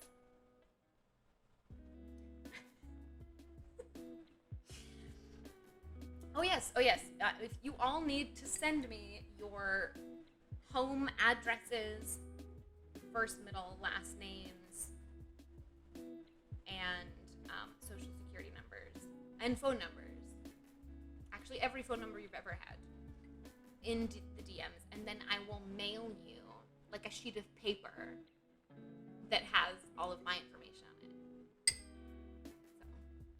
So. Alec, do you mind if I call you Alec, or do you want me to call you something else? Because I can. Stop calling you that. It's just the name in your username, so I just have assumed. And that something else would be Cheesy Bites coming in clutch with the dad jokes. Oh my god, I can't with you.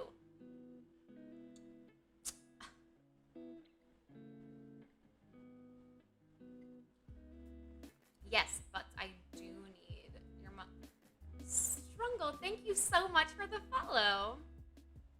I appreciate you. I don't know if you've been hanging out this entire time, but if you have, thank you for sticking around. What was I just saying? Oh yes, but I do need your mother's maiden name. Just in case, like, I can't get the mail to you, I need to have some backup information to, like, in case I can't get, the mail can't get to you, like, you know, and an emergency number. Yes, actually, like, all of the information you can possibly. Was it my first vehicle? What do you mean by first vehicle? Like first one ever, or like first one that I custom plate? Wouldn't you like to know?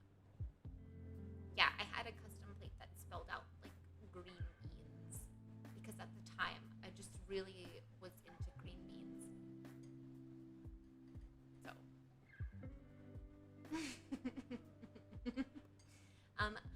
all zeros. It was all zeros. The zip code of my childhood home. We were like the original zip code, so they just put zeros. Or no, it was all zeros, but then like a 1 at the end. Zip code 1. I can't. I should not be allowed to stream in this state because now I've had whiskey and I'm starting to get a little sleepy, so I'm just getting fucking goofy. I'm not sure what this number is supposed to be, but I'm here for it. I'll take it. Like any PII that you guys want to share in the chat or in DMs or just like, please send it to me. I want all of the PII ever. For just to have, just to keep for fun.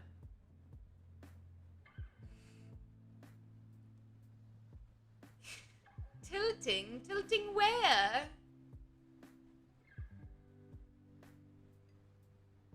This is a witchcraft stream about witch stuff.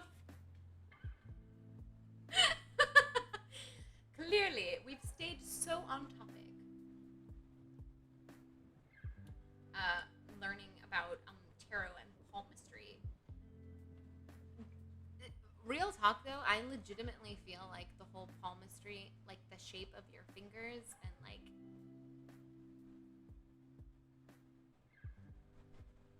that shit was uncomfortable. It feels too close to, it's not eugenics. What's the science of like judging people by the shape of their body part, like the size of their head or like the width of their, there's a specific name for it. And it's complete bullshit, like trash science.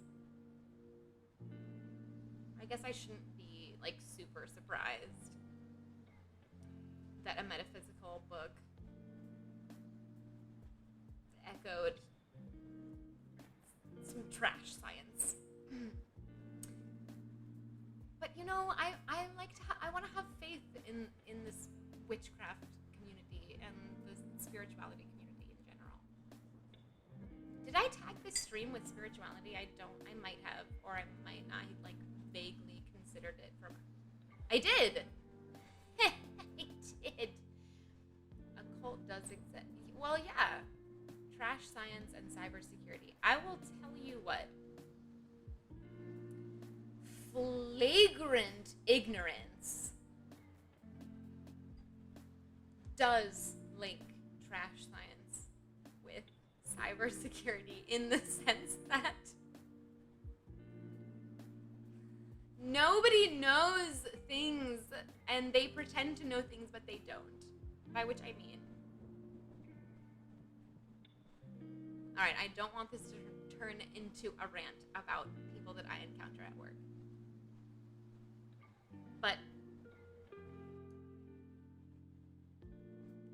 this like feeling of like infallibility, that you're not like, oh, it's not gonna happen to me. Like I don't have to patch, or like I don't have to change that setting.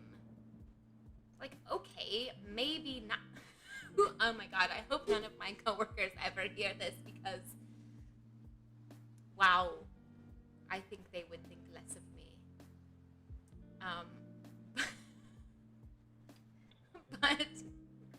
But for real, like the people who seek out cybersecurity services generally do so because they don't want to take care of it themselves. And they feel like it's not worth the time or the energy or the effort to like stay up to date on things and patch and all of that. And the same with like trash science is like it doesn't matter. Like there's no, it's like a stagnating of not wanting to be better or do better or discover what the truth really is. So in that sense, trash science and cybersecurity do go hand in hand. Because there's like a lot of ignorance associated with both. Like a lot of like completely false assumptions and preconceived notions. But you're absolutely correct. So many secrets do exist. And I also, like, this is exactly what I mean when I said this a little earlier, that like true science and the occult, in my opinion, are far more closely linked than it would appear at first glance, because both of them like push boundaries. Both of them are seeking to understand things that nobody has understood before. Edward Snowden, I'm assuming you're talking about? Yes, we will. We absolutely will talk about Edward Snowden, perhaps on this coming Cyber Monday. Pearl, I'm sorry. Are you comparing the occult to a coding language? I have not. Be careful about Edward Snowden or about Pearl or the occult.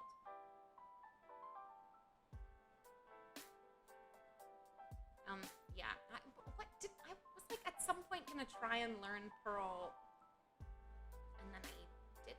Yeah. All right. Thank you. I will be careful. I appreciate your concern, but your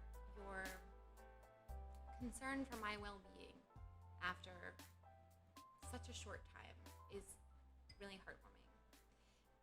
Python is the replacement for Perl. See, I don't know any of this. People always, like when I tell people I work in tech, they're like, oh, what coding languages do you speak? And I'm like, I don't actually code at all. I know 0 coding languages, unless you want to count like HTML. Which, I'm not even good at HTML, which is like arguably the simplest coding language to grasp. So, yeah, I don't code. I've never wanted to be involved in development of any kind.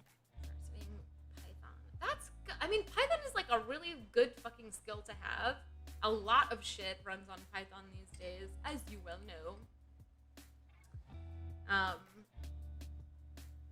And yeah, it's definitely great, like, if you're getting more into, like, the development side of the tech industry. I have never had any interest in that. Even when I was, like, starting to learn to code years ago, like, when I don't code at all. Like, 0 code skills. At some point that may change. Because occasionally, like, you do, I don't know, like once in a while to hack into cybersecurity does not require coding of any kind. It's about managing your risks and vulnerabilities, making sure that you're up to date on things, that your vulns are patched, that your settings are configured properly to ensure that like no cyber attacks can happen. It's like largely like network and settings based. So you have to look at, I guess like it's a mainly two component thing that you have to look at, like the network and how easily accessible things are. No, I don't manage anybody. I'm an underling. Yeah, manage vulnerabilities and risks. But it's like there's like the network side of things and then the endpoints themselves, and making sure that like all the protocols are configured correctly and like the correct versions of those protocols are enabled versus disabled, and that like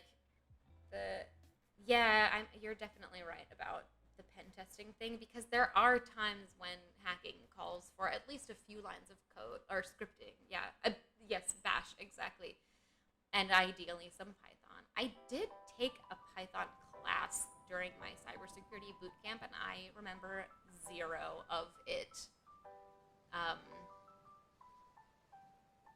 I like truly, that was the one class that I was like, I am going to fail this exam.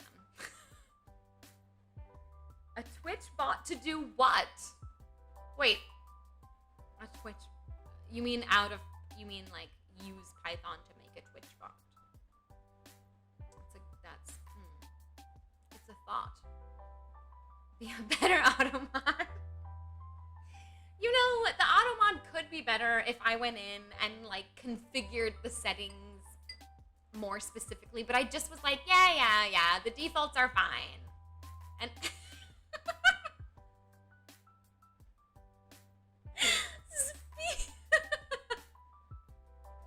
speaking of automod,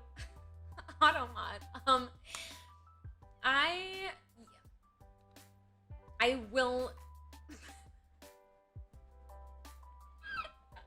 I think because it was plural previous, lady boys. What do you think of lady boys was the comment specifically, all one word. And so I think the plurality is what passed it through the auto mod. It's just what it looks like to me.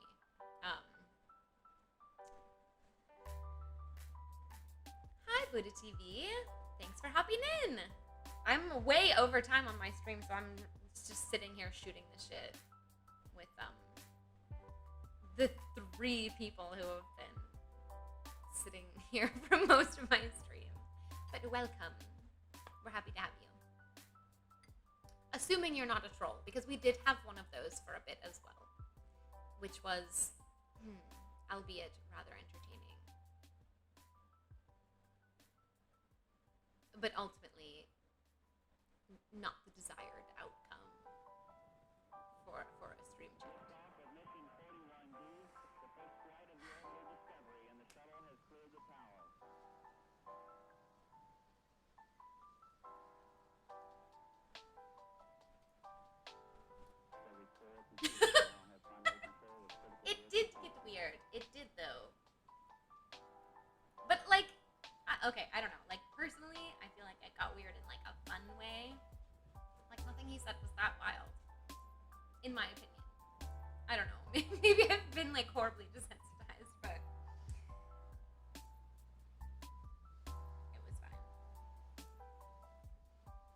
I'm very used to dealing with belligerent people.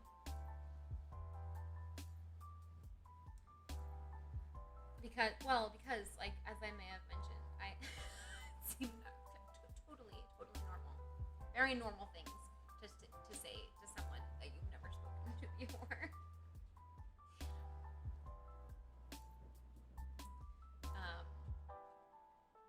Yeah, in like the bartending and waitressing jobs that I've had in the past, like I put up with someone you've never met, like randos in the clubs. Say saying shit exactly like that, but in real life, like to your face. And you have to learn to not only like laugh it off, but to somehow like turn it into a tip. Maybe I'm a little younger. Maybe a little. I have a young face, so people generally think I'm younger than I am. But I am still young-ish. Young enough to be a famous Twitch streamer. A mistake when you were young. What kind of a mistake? Hopefully nothing too irreparable.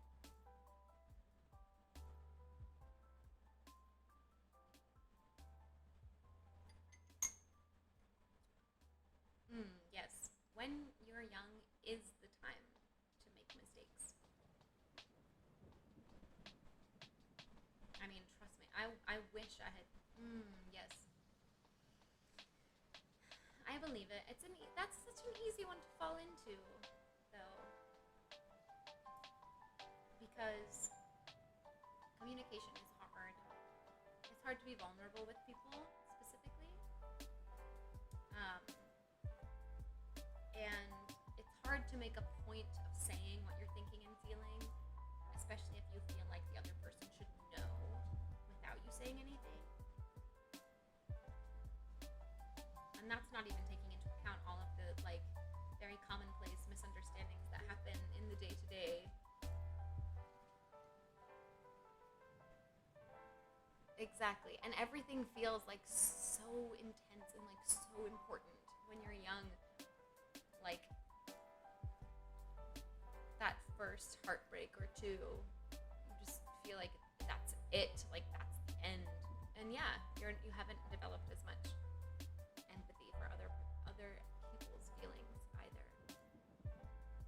Or even I feel like young people in general, or like youth, is very like self-absorbed, not even necessarily in a bad way, because it is like your young adulthood is a time of like intense personal growth, so you have to be focused on yourself. Because of that, it can be hard to like zoom out a little and see things from the other person's perspective as well. So I think it's normal. But I wish I had made more mistakes when I was much younger.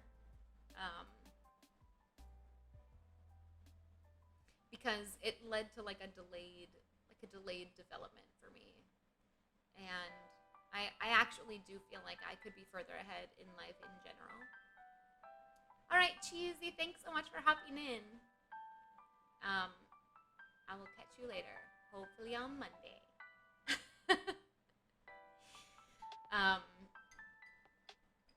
Yeah, I genuinely do feel like it, like, stunted. Thank you. Thanks very much for coming.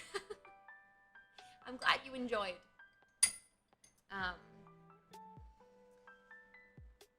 But yeah, I feel like people who get their like crazies out when they're in their teens, then, well, it goes one of two ways. Like they either like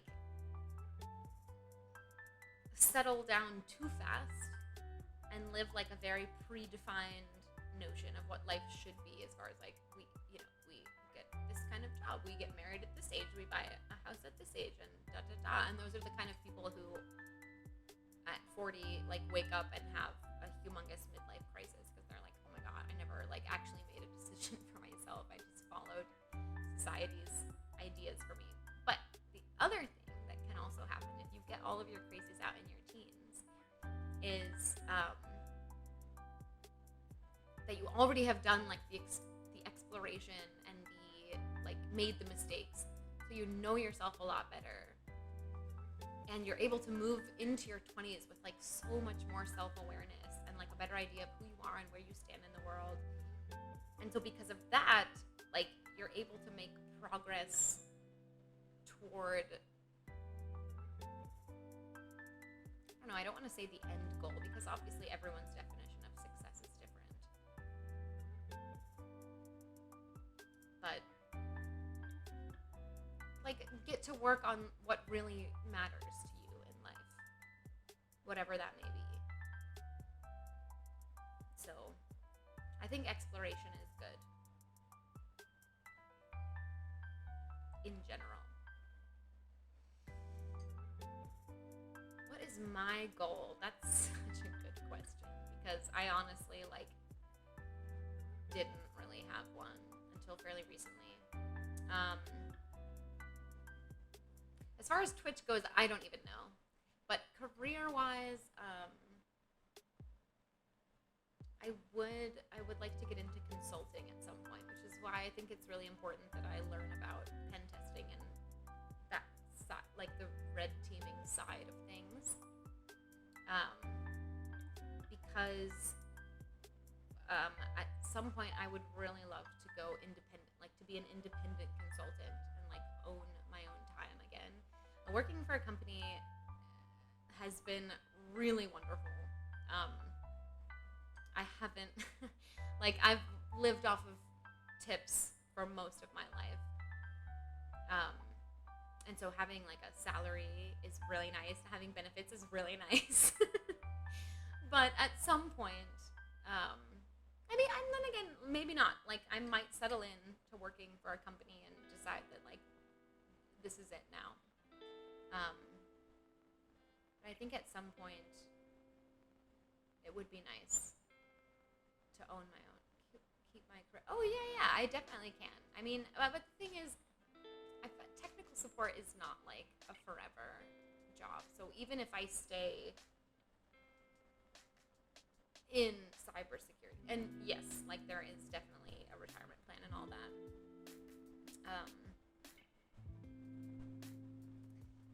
But even if I stay within cybersecurity, I wouldn't want to stay in technical support forever. I need to branch out and do other stuff. So that's the goal. I guess the goal is to branch out enough that I have like a comprehensive enough view of cybersecurity as like a concept, just in general, like the needs of a, hey, Buddha TV, thank you so much for the follow. I appreciate it. The security is all about network. You mean like computer networking or personal network? Yes. Okay. Yes. It is a small field. It's a surprisingly small field, and I could not believe how quickly, for me personally, especially, I got a job 3 months into school. Like 3 months. I had no prior experience and no prior schooling. Yes, there's a username. I think it's Buddha TV is how you pronounce it. I don't know. Correct me if I'm wrong. But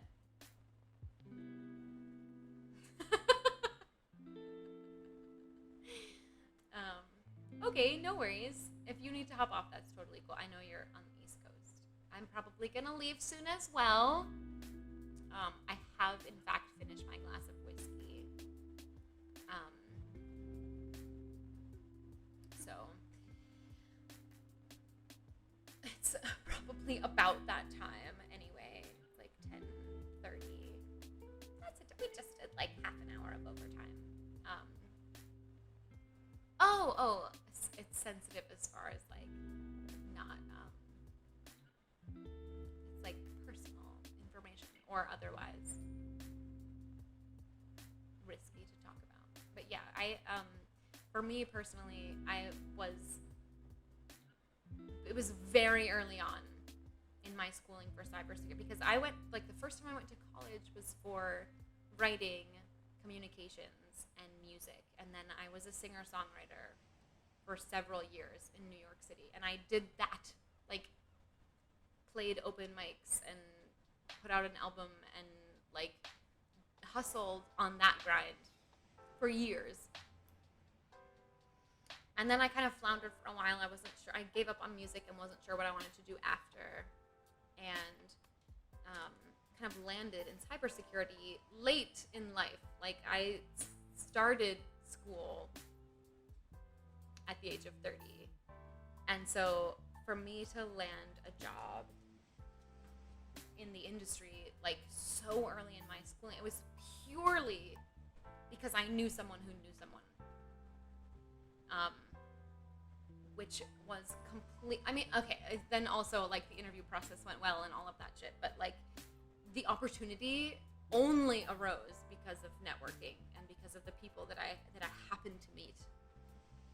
So I like really like can't say enough good things about the importance of networking, and I don't even like I wouldn't even say that I'm that great at networking per se. Yeah, well, because like you said, cybersecurity is like a really small industry, so everyone just wants to know that they're working with someone like good and reliable and cool. So yeah, I like I said, I wouldn't consider myself to be like a brilliant networker.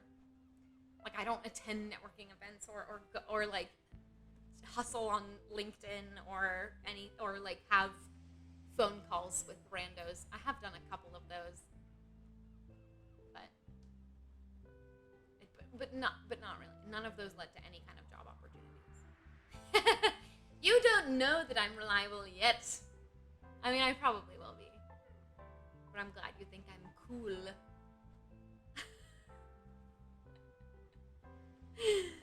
It's just give it like a few more streams and you'll recognize that I'm actually a huge nerd. What the hell was I just saying? Networking. 5 to 6. Wait. 5 to 6 out of 10? Is that the coolness rating that you're assigning to me right now?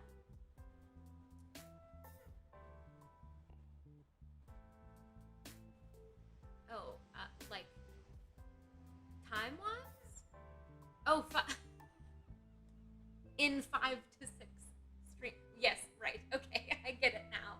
Just a little behind the 8 ball. Yes. Give it 5 to 6 streams, and you'll know the truth. Okay, for real. I need to go to bed.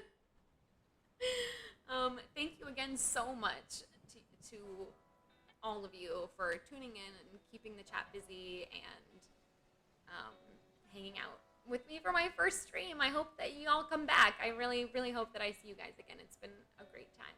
So I hope that you had a good time as well.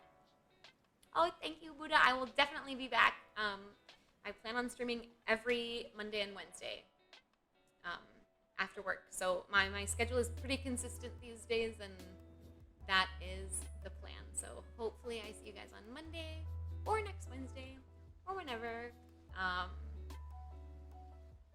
And again, just like thanks so much for joining me. It's been a great first stream. Great.